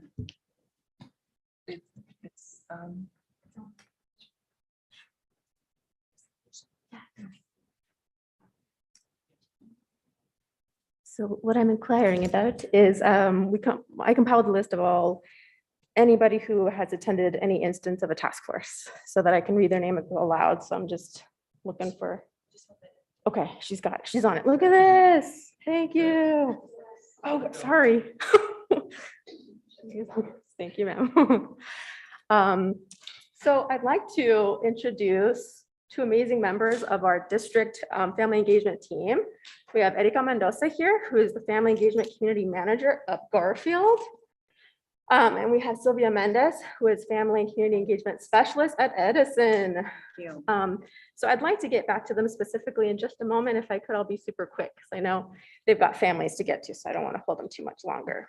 But we have a meeting monthly and really have started to incorporate all sorts of elements of family engagement. So wanting to look at the social emotional component, wanting to look at ed tech to see, how we can incorporate technology into family summer to kind of combat the loss of learning and things like that. So we've really started to integrate agenda items so that it truly becomes our family engagement task force.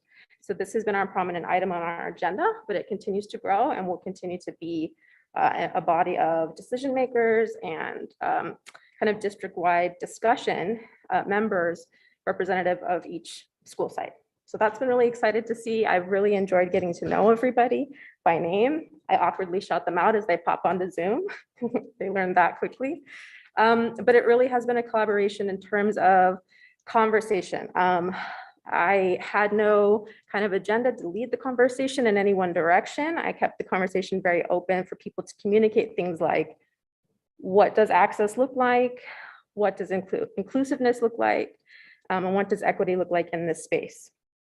So we had active discussions around those ideas, down to the design, the bathrooms, whether there would be a front desk, how to expand the space into some of our community partners through the city of Phoenix to house as many as 100 members for different workshops, or what we might want to do, or some of their kitchen space if we wanted to incorporate a healthy cooking type workshop. So imagine how the space could look larger. Each of the spaces here, given some impromptu feedback here.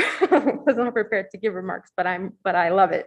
So when you look here at the workshop area, we wanted families to feel comfortable. There's rocking chairs there on the side to kind of pull and sit back, to sit with a child who may be feeling fussy without disconnecting from the workshop. That's family. We want them to feel welcome. While at the same time being able to have more of a living room feel there on the other side, where you could have welcoming conversations, fill out the paperwork we need to identify their needs and kind of get them started, along with a place that will look and be filled with our task force curated children's library and children's toys and furniture, right? So that can be kind of customized, but also kind of recalibrated to be a one-on-one area there, or kind of like a meeting session area to talk about more confidential matters, or just have kind of multi-purpose for that room. So in our most recent meeting, when I asked for final remarks, room by room, to be as exhaustive as possible, I had remarks like, it's beautiful, we've talked about it enough. Some of them were a little bit exhausted by the discussion. But what I will say, and what Sylvia and Erika are amazing examples of, this family center is just one center where we engage families and support them. So is the parent room at Edison and at Garfield, right? So there are needs that can be individualized, met in a way that only Garfield can, in a more immediate way, in ways that make sense on a school site. And it really characterizes that system of engagement across our district. Just today, I was talking to Sylvia about how excited she is to kind of have the full force of parents back on campus. She and I are both, desert babies. We're committed to this community. We're born here in the desert, and we love it. So she's talking about how excited she is to make the room desert themed, the colors to bring calm and peace to the people that enter. But also, she talked with Mr. Fuentes how to get technology in there, how to get materials in there, not just to create a sense of welcoming, but her idea too is how to create capacity, how to build that capacity, not just for the purpose, although it is so important, academic achievement of our students, but to build the capacity of the parents themselves. They are the people that operate our community, that build our community, that educate our community. And again, we even just today, we had that conversation about how much we owe to generations within our community, and that we can do everything in our power to support them. So they are the reasons engagement is embedded throughout considerations. They are the ones talking with reading interventionists, having meetings with their admin, talking with social workers, getting MIS on the phone if they need to, helping parents figure out how do I build that connection between school and home as far as social emotional considerations. They are the ones, and I'm so blessed and privileged to know these people, and our district is so lucky to have them. At the beginning of every meeting, I show a picture where it's several hands kind of igniting a spark, but it would be such a sad little light without all those hands. I truly am just one, and they are what builds the fire in our district. So I truly want to recognize them, as well as all the specialists that couldn't be here. And if I haven't rambled enough, next slide, please. Oh, unless you have any questions or follow up on that, I'd like to just read the names. Okay. So first, our engagement team, Magali de Jesus, our engagement specialist at Kenilworth, Annette Guevara, our engagement specialist at Whittier, Rocio Libby at Hurd, Marta Lupercio at Lowell, Roxana Martinez at Faith North, Sylvia Mendez, Edison, Erika Mendoza Garfield, and that is myself, Paloma Orozco. We had many staff and families representing anywhere from 12 to 15 of our schools in the district at any one instance of our monthly meeting, including Erika Acevedo Ontiveros, Lauren Ashmore, Don Baumgartner, Rosalba Bautista, Ms. Tammy Carthen, Stephanie Cudjoe, Shaylee Curry, Bernadette DeGuay, Crystal Famania, Claudia Fisher, Noel Flores, Joseph Fuentes, Nadine Gafonia, Mary Lou Gonzalez, Dr. Deborah Gonzalez, Joanna Henderson, Eva Hernandez, Vanessa Jimenez, Ashley King, Cruz Leon, Anna Lauder, Julio Lopez, Isima Manjares, Joanne Martinez, Teresa Martinez, Sarah Lynn Massey, Teresa Morales, Rosario Polanco, Adriana Ramirez, Rona Reed, Michelle Zambrano, Sarah Sims, Betty Villalobos, Sherry Zeeb, Nancy Zuniga, Jessica Bueno, and Dr. Alicia Vink. So thank you to everyone who had been at as many meetings as they could for contributing to the whole kind of process and conversation.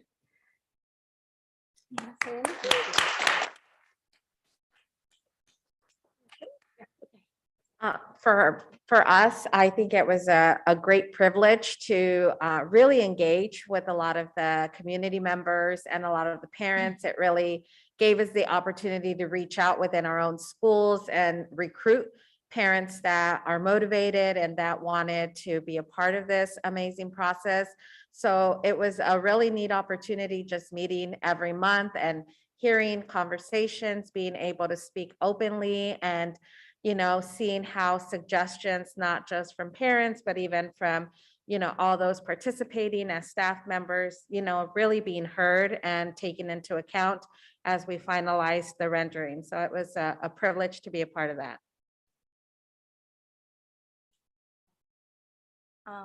I just want to say thank you. And as I'm here right now, we did have Teacher Appreciation Week, and I really want to thank Jessica Bueno for helping us out in the office. She actually had our coffee from Santa, am I pronouncing it right? Xanadu, yeah, coffee, and it's delicious. Thank you for that.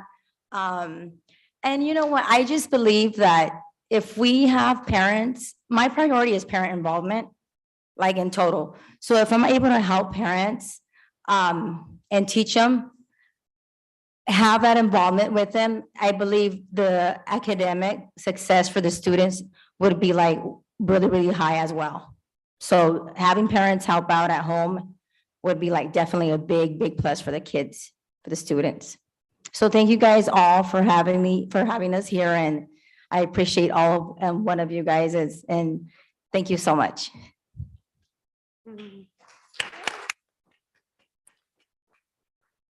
I just want to quickly congratulate Paloma and your team and all the hard work that goes behind it. I was able to attend a couple meetings. The first one was in person, which was super collaborative, and you were able to really also keep it collaborative once we moved on to Zoom. I think that you taught a lot of the parents how to use other tools. I forget what the whiteboard what is it? Jamboard. Using the stickies, asking good questions, getting good feedback. I also appreciated that, any meetings I missed, I received an update, using SMORE, just keeping me up to date when I missed a meeting. And also just congratulations on the logo. I know that you guys worked really hard on getting the logo, and thank you for including our families and community. Thank you.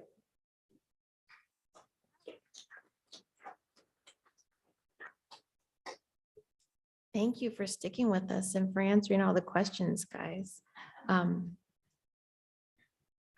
think we might be ready to, is there any more questions? I just have one additional question. Are there plans to do something similar at other campuses? I know that other campuses do have their own form of a center. Just wondering what that looks like. Yeah, thank you, Dr. Diaz. Good question. So this is going to be kind of our pilot location. The plan is to grow from here and eventually build our own standalone community resource center. But we want to start here as our pilot center, recognize Kenilworth as a community resource center because of its rich foundation and history for the district, and then grow from there. And would it be possible for will this center be open to parents from other campuses, or is it strictly for, okay, It's full district-wide. okay, perfect, awesome, thank you. I'll go ahead and motion to approve this request for the purchase order. Alicia Vink, I'll second that. Thank you very much. May we please have a roll call vote, Ms. Miriam? Carmen Trujillo, Aye. Jessica Bueno, Yes. Reggie Carrillo. Aye. Alicia Vink. Aye. And Laura Diaz. Aye. With that, our motion passes. Congratulations. I'm excited to see this come to fruition. Real quick, now that we've approved that, what does our start date look like? Thank you. September, don't let him tell you anything else. They're giving us a start date of October, but fingers are crossed. Right, moving on, we will go to item, it's a policy reading, I believe.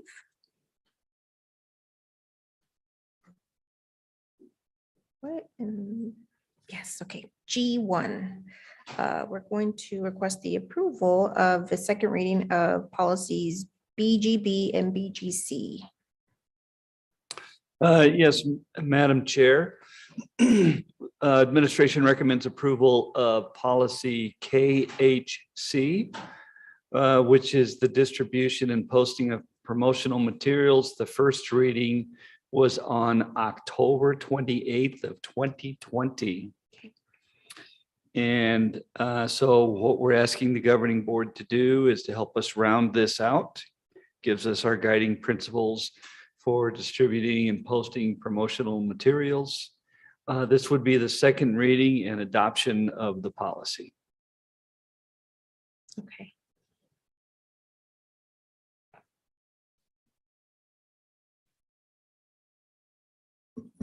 Yeah, I have questions, or I don't know if it's a question or comment till it comes out.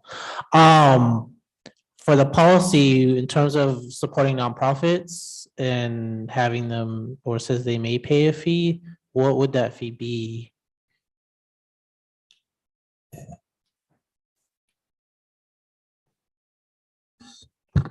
Good evening. Thank you, President Trujillo, members of the board, Mr. Carrillo.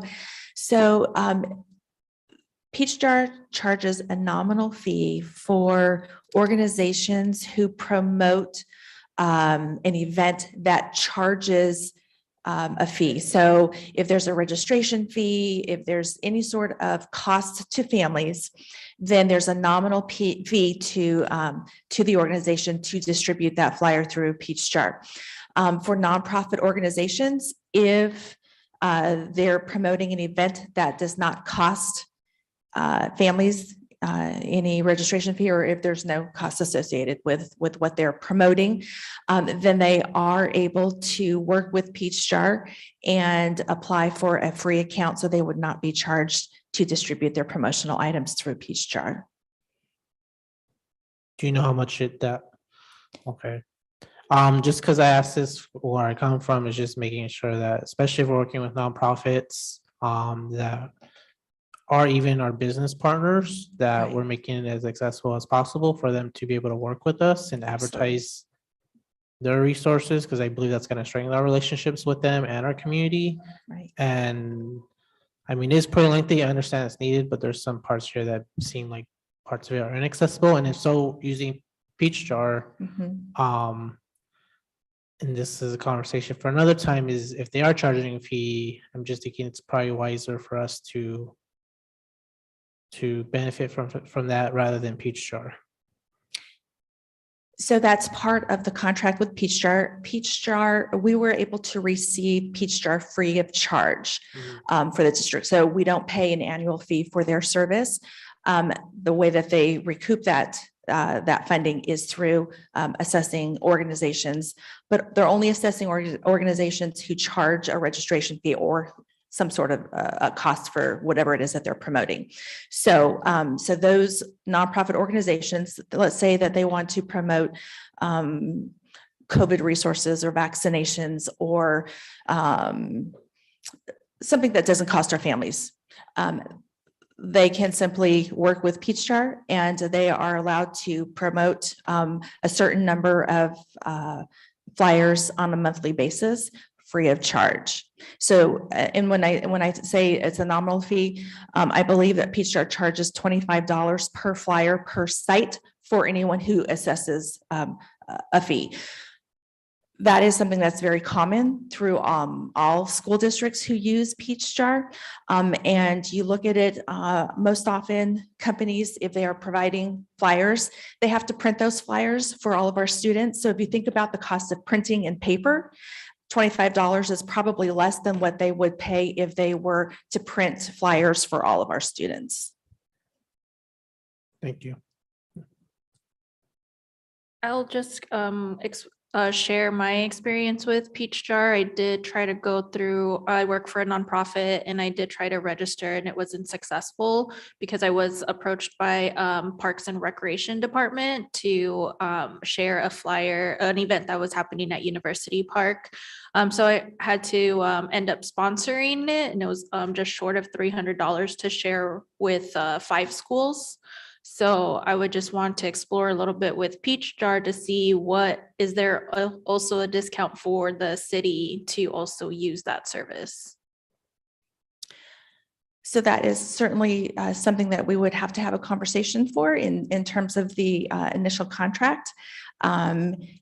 Their stipulation is if you don't charge for a particular resource, then that is where they waive that fee, but certainly is something that we can certainly consult with Peach Jar on. Thank you. You're welcome. I just had one concern. So I cannot support the policy as written.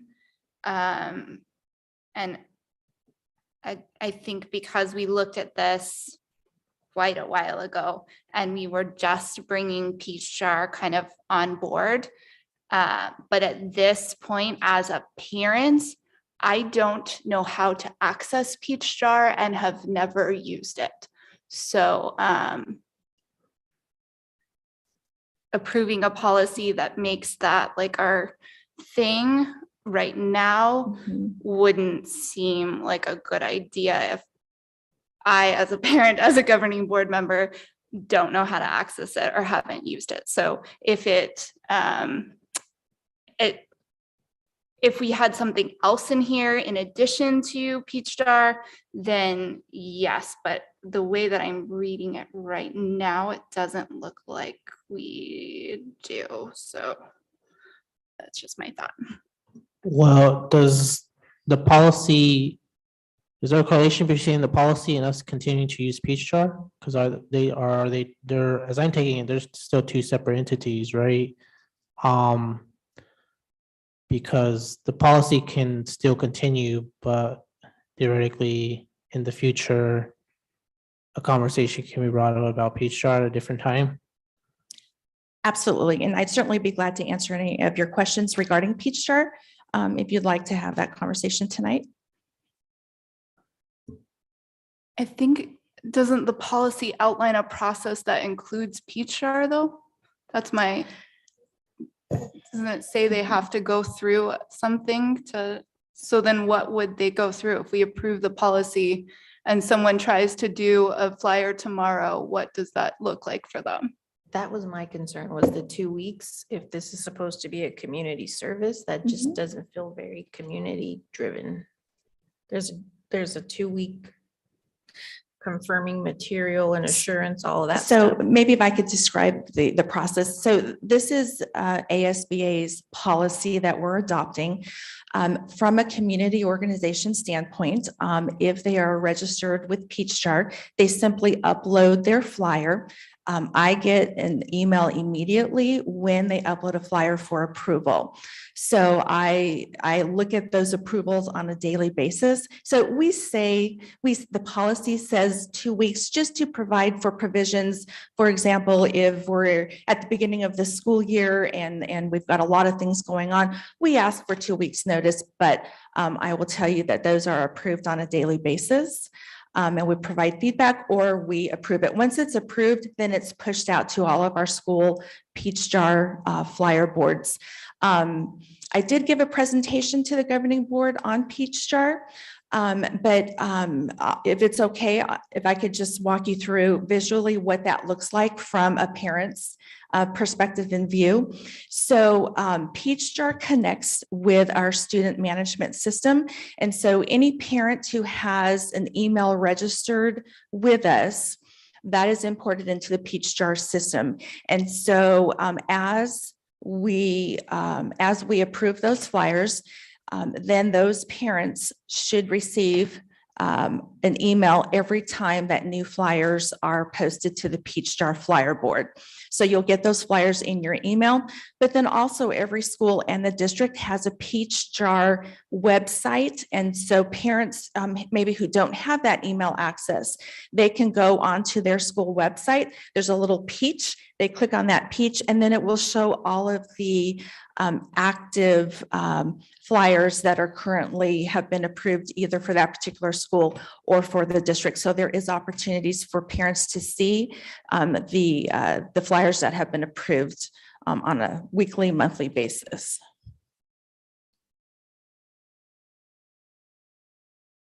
I'm wondering who is doing the uploading? Who's they? Okay, so the community organizations. So if we didn't have Peach Jar, normally what would happen is community organizations would bring their flyers to the district and we would approve it. So now what they do, they create an account through Peach Jar. They upload their flyer to Peach Jar, and then we approve it through the Peach Jar platform. And then once it's approved, then it automatically pushes out to all of our school flyer boards. Do we have any data on how many families are actually interacting with Peach Jar, or how many, I don't know if the companies report back, like how many participants they Sure. gain from that? So like, is Peach Jar functioning in our district, and how many schools is it actively functioning at? Sure. We can certainly pull that data for you, and I certainly would be glad to provide additional information in a board update for you. Because we launched this during COVID, I'm certain that that's one of the reasons why we went to Peach Jar, is to be able to have a platform to communicate with parents electronically. So certainly we will, as we begin to look at communication from the school level, principals have the opportunity to also use Peach Jar. So it's not only a platform that's used for outside organizations, but it's also a platform for the schools to be able to use for their own communications. So what's also nice about Peach Jar is that it has templates built within the system. So it makes it easy for a school to create a flyer, let's say for a book fair or for a parent or curriculum night. So it provides some additional resources for our schools to be able to use that. But certainly as we grow our communications efforts at our school level, then we'll be able to certainly communicate this through school newsletters and encourage those families how to access that information if they don't have the emails. So Linda, I'm at the ASBA website right now. I'm looking at policies. Yes. I noticed that there is no KHC policy. Well, are you looking at Phoenix Elementary? So ASBA has a KHC. Phoenix Elementary did not have a policy KHC when I came on board. And so to bring us into compliance in terms of what is our process for approving flyers, we worked with ASBA to bring KHC to the board for approval. At that time, about a year ago, we also were investigating Peach Jar. So we rewrote KHC with the assistance of ASBA as well as our legal counsel to be able to bring us into compliance and have a procedure for organizations and for us to be able to follow as we approve our flyers district-wide. So are we the only one that has this then? This? No, in fact, Peach Jar is commonly used on, I'm Policy. sorry, The policy, not Peach Jar. Are we the only one that has KHC? the only school district? No, there are many other school districts who also have KHC. Just about every school district has KHC because KHC drives the flyer distribution. So before Peach Jar, KHC was written in a manner of how we would distribute those flyers, how we would approve of flyers and how we would distribute those flyers if they were hard copy. So many school districts who now have gone to use Peach Jar have a revised version of KHC that now allows for the electronic distribution of flyers versus the hard copy distribution.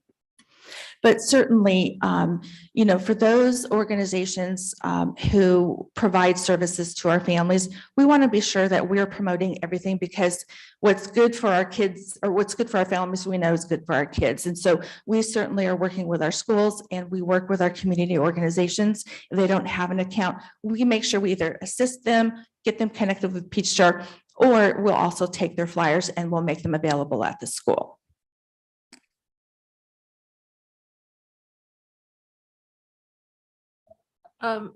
But we're currently using Peach Jar and right now we haven't adopted the policy, correct? That's correct. Yeah, that was kind of my point, Madam Vice President, that this is something that needs to be buttoned up. It's really not a good idea to do stuff without having a policy in place. So the board adopting this policy kind of cleans things up. And Mr. Carrillo, I agree with you that this is a policy. This is not the Peach Jar policy. This is the distribution of materials policy. And so regardless of using Peach Jar or other digital formats, a policy in place is more broad than Peach Jar. Dr. Weeks, our policy though could also include something that doesn't limit it to a third party email type thing. I just pulled up Creighton's policy. Their KHC also includes paper flyers. So our policy, my concern is not that we are using an electronic method. I think that's great. My concern is that if families don't have access to it or don't know what it is, then they're not getting them. And if organizations cannot pay or cannot utilize that third-party service, then there should be another option. So I am just suggesting that we possibly amend the policy. We can, it's a quick fix. The district may use a third party. Yeah, and then we would have to cut. Manner of communication shall be through digital upload and posting on the eFlyer website and parent eFlyer emails. Display posting, cut or edit this. Display posting or stacking of physical non-school promotional materials is prohibited in any school location. So that's another item. I'm thinking that maybe we hold off because there's a lot that we need to dig through. Yeah. I agree. My concern is the 2-week limit. So maybe within 2 weeks, but not at least, where that might discourage people from even approaching us, I think. I think a good idea, things that we've done in the past is if you take a copy of this. So let's say for tonight, the board decides to table this item for the next meeting. So that would be the first step. The next step would be to take the copy of the policy and take a pen to it, right? Scan it and send it off to Ms. Jeffries. And we can kind of mesh some of this stuff together to create another draft of this and bring it back to the board for final approval. Most of the edits would have been done. If there's any small tweaks at that time, we could do them on the fly.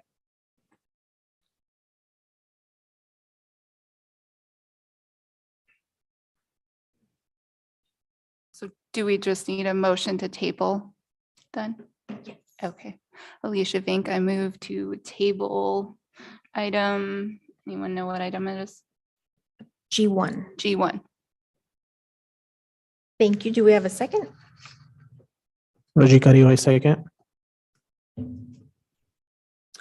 Ms. Beard, thank you very much. May we please have a roll call vote on this? Carmen Trujillo, Aye. Jessica Bueno, Yes. Reggie Carrillo, Yes. Alicia Vink, Yes. and Laura Diaz. Aye. Thank you very much, everyone. Thank you very much, Ms. Linda, for answering all of our questions. Since it has been well over a year since we've seen it, it's going to be good to collaborate on this, so thank you very much. Let's move on to item H2 because we have already removed item H1 from our agenda tonight. So, oh, looks like you're up again, Miss Linda. Our district newsletter is the next item on our agenda. I think it is, right, guys? It was Dr. Hoggy, our contract.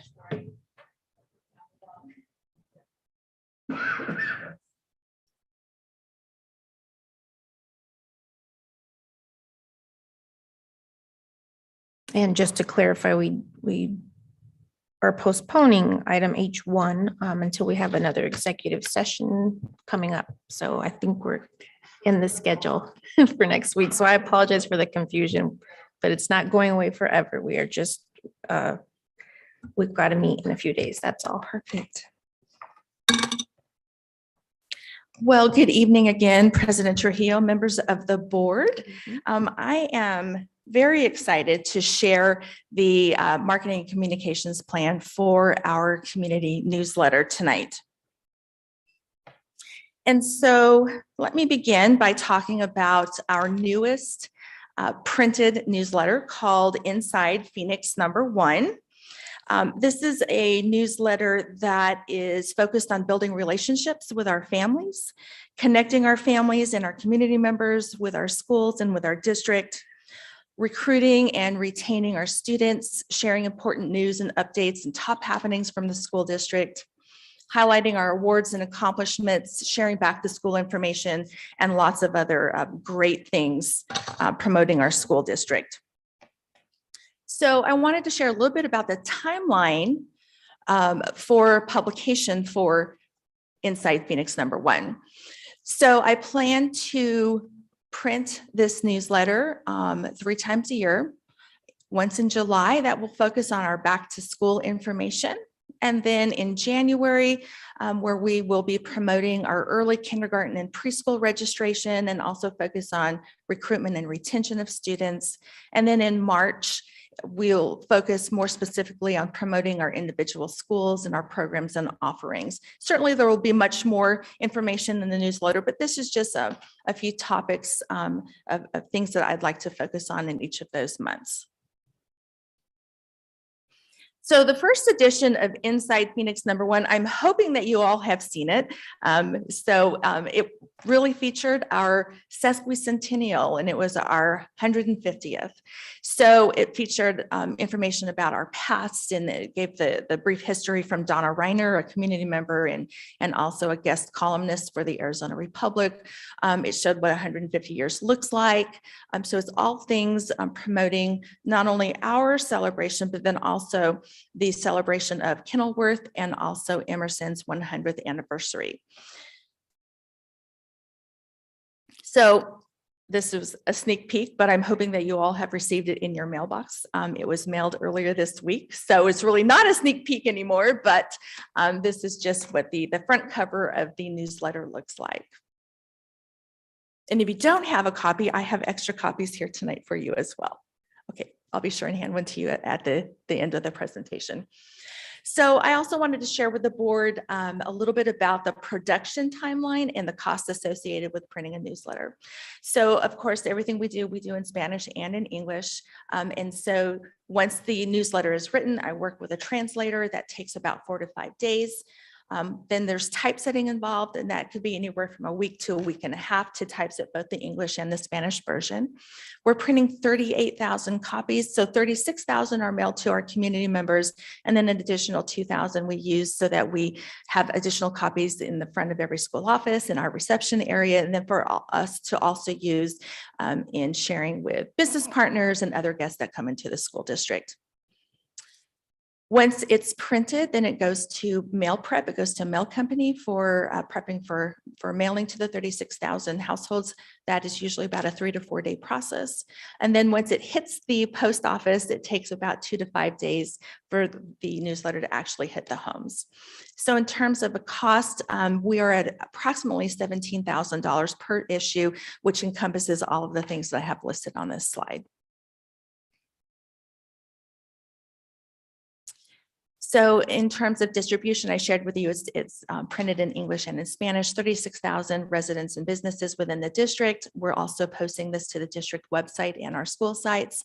We'll be promoting it through social media, which will then link back to the district website so that people can also view it online. And then, as I mentioned, we're distributing to all employees and our schools as well. So in addition to our printed newsletter, we are also looking at creating a digital email newsletter or email blast.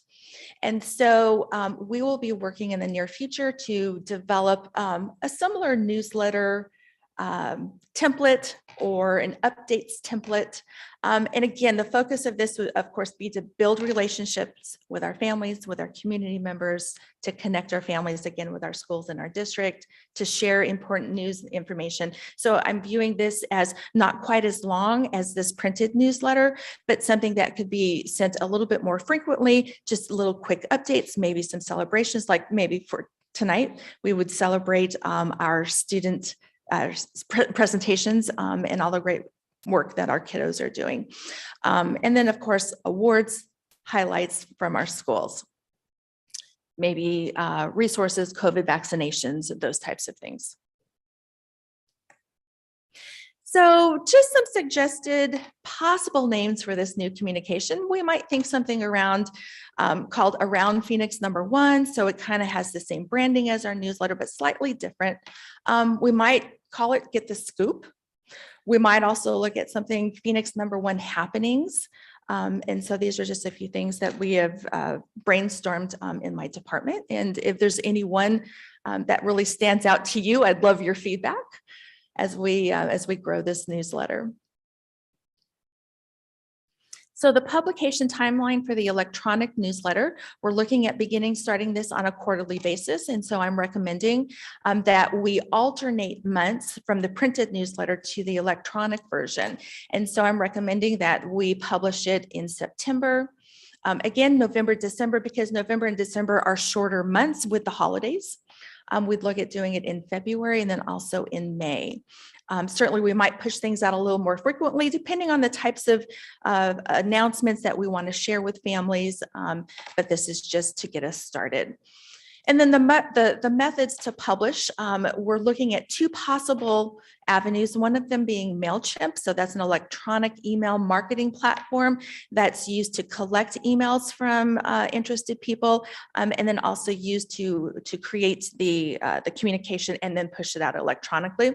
Then there's also S'more, and S'more is an electronic newsletter format, very much like MailChimp, and both of them are very easy to use and eye appealing and very easy for us to implement. So we're investigating both right now, and we might use a little bit of both, but we're certainly exploring the S'more format, which I will share a little bit more in my next slide. So in terms of what information we might see in this electronic newsletter or updates, certainly would be upcoming events and announcements, resources for families like our COVID vaccinations or where they could get tested, maybe information on summer meals. We could give election information as long as it's factual. We can use it for providing our community members with updates on our bond building program. Certainly, we would use it to promote our new family center, tax credit donations, our school district awards, our honors, our celebrations, the great things that are happening in our classrooms with our teachers, with our students and families. We could use it to promote testing reminders and helpful information for families. We could provide downloadable links to our latest newsletters or other publications on our website. We might consider a Did You Know campaign and just throw some great fun facts. Did you know, this great thing about our school district? So I'm really excited to brainstorm some ideas for a Did You Know campaign. Certainly now enrolling, we want our families connected with us at the time when they're ready to register their kiddos. And that could be at any time of the school year. It's not just in January or February when we're doing our early roundup. So this is certainly something that we can be promoting throughout the school year. We want our community to connect with us. And so one of the calls to action would be connect with us through our social media platforms, and where else can they get the scoop on Phoenix Elementary. We could also solicit our Phoenix #1, what I like to share as ambassadors. And so anyone who's receiving our electronic communication, or if they are following us on social media, I'd like to call them to be ambassadors, to share and like our posts online and to share information through their social channels.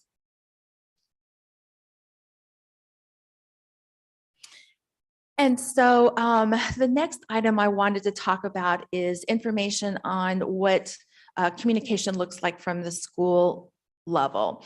And so we will be working with our principals through the summer to have each of them develop a school newsletter. We do have some schools who are currently doing a weekly newsletter, some are doing a monthly newsletter, but we really want to work with our principals, and we feel that they know their communities best. And so we want to work with principals to determine, and the superintendent to determine, what is the expectation for school communications between the school and our families. What does that look like? And then we'll assist principals with developing a digital newsletter format, or if their schools prefer a printed, we can certainly look at both of those options. One of the formats that I'd like to talk with principals about is, of course, SMORE, and you heard Ms. Bueno talk about SMORE earlier. It is an electronic format that is very easy to use. It's very user-friendly. It looks very professional. So it would be a great way for us to push out information in a relatively easy manner. And so certainly this is a topic of conversation for me to have with principals, because I really want their input and I want their buy-in to what this communication, the school level communication, looks like from their perspective. So we'll be meeting with principals throughout the summer, develop a communication plan for the schools, and then we'll be glad to share that communication plan with the board this fall. So I have a comment on just this. So I know that we serve, pre-K 8. So I don't know how relevant this is, and maybe this is kind of like the app or the technology that you were speaking of. I get, for my son's preschool, I get everything from the director level to the teacher level on one app, and it's called ProCare. I don't know if that's solely for a preschool, but it's great for us because we get all of their updates, their links to newsletters, their links to whatever in that. And then we can message the teacher directly or the director. And then we get pictures of our personal students. On our timeline, we get pictures of all the things that happen at the school or within the network.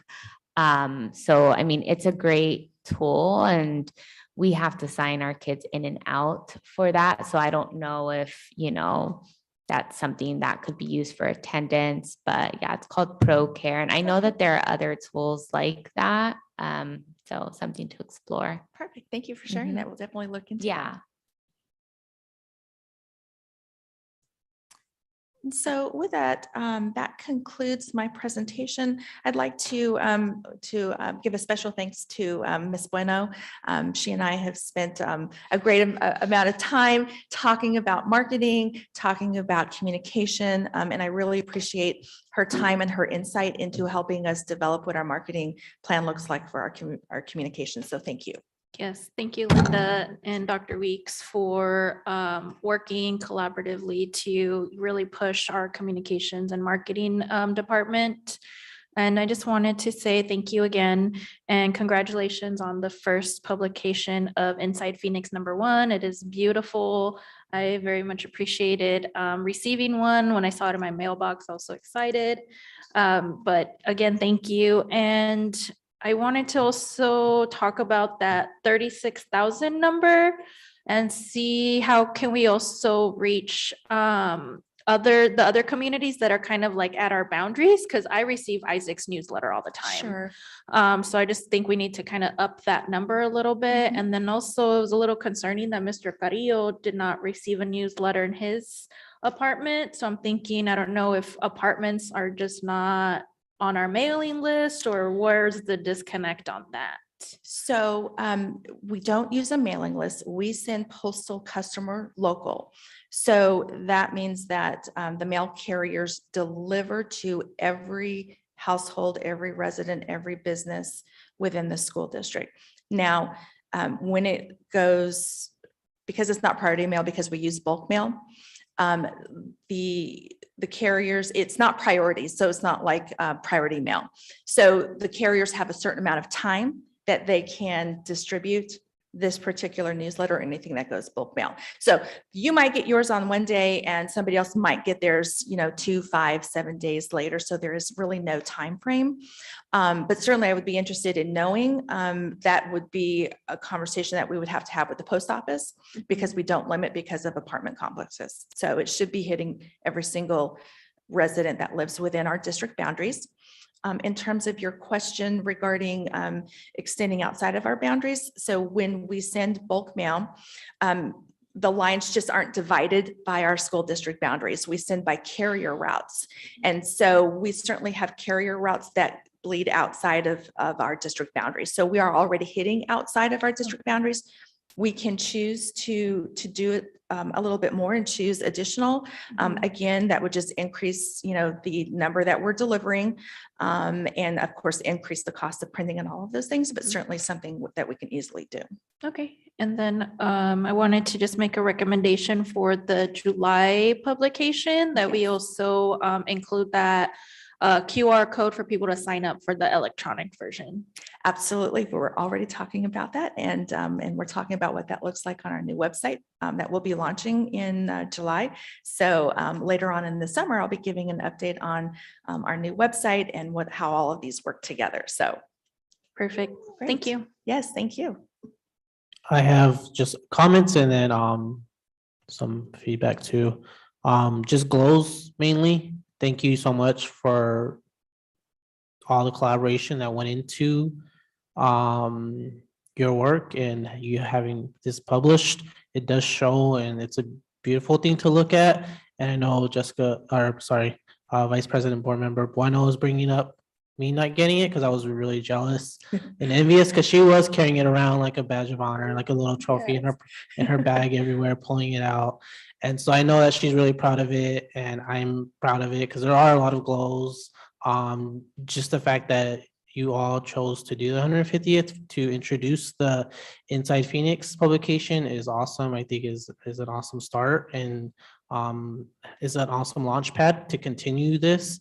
And then I love that there was a translation in it. And then for future plans, I do love the fact that it's going to be a hybrid model with physical copies and online copies. So again, just big, huge kudos to you and everyone who worked on this and collaborated on this to get this this vision into reality. And then some comments just for, I know you probably already have all this, but I think some good ideas for the July would be obviously to introduce the incoming superintendent. Absolutely. And then I think also, what I was gonna say, I think that was my main thing. Yeah, that's my main thing, but I'm sure you have a lot of that written down. But thank you, Absolutely, big thank you. yes. Thank you. Thank you very much.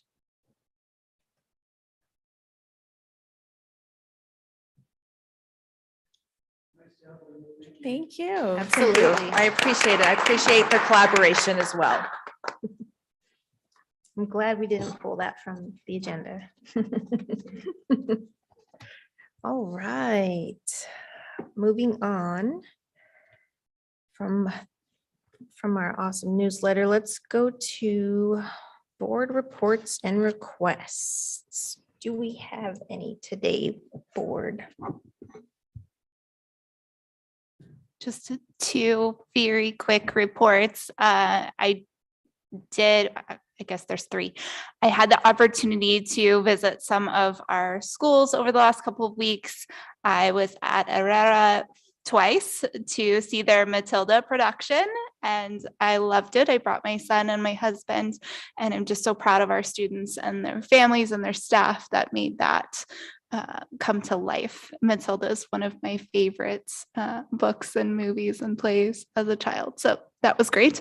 And then was able to participate in their council for their 8th graders. Very proud of our students and all that they have accomplished this year. And attended Shaw's similar council for their 7th and 8th graders as well, and just really appreciate all of the work that our students and staff have done this year.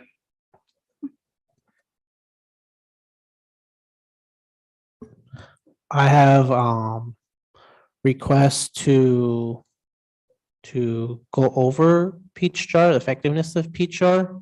Because I know that we're gonna bring up this policy up again for review, and just in terms of like what we talked about earlier.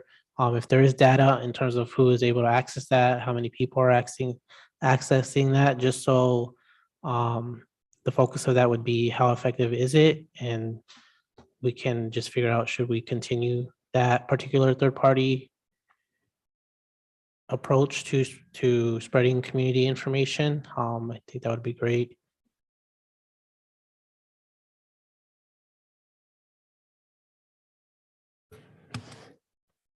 I also wanted to thank you both very much.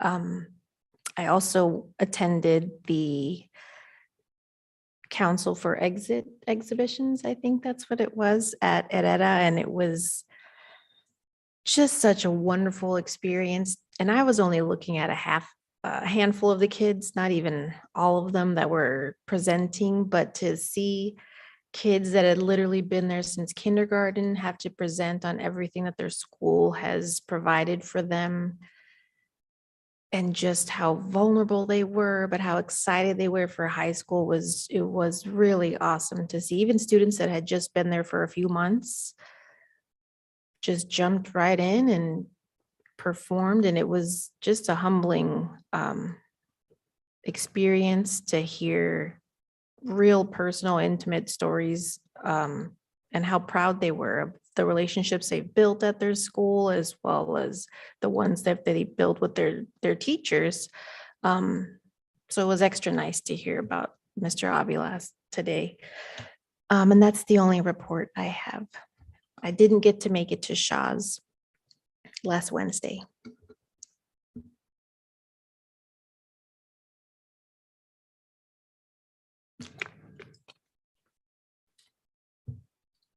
All right, moving on to future agenda items. H4, do we have any future agenda items? Hearing none. We can move on to item I1, adjournment. Do we have a motion to adjourn our meeting today? Jessica Bueno, so moved. Alicia Vink, second. Thank you. Ms. Mayor, may we please have a roll call vote to adjourn our meeting today at Carmen Trujillo? 9:19? Aye. Jessica Bueno, Yes. Reggie Carrillo, Yes. Alicia Vink, Aye. Laura Diaz. With that, our motion passes, and our meeting is now over at 9:19, and our next board meeting is scheduled for May 26th at 6:15 PM. We also will be meeting next week, I believe Tuesday at 2:30 for an executive session. So those are the next two items we have coming up. Thank you, everyone, for participating and sticking with us tonight. Bye-bye.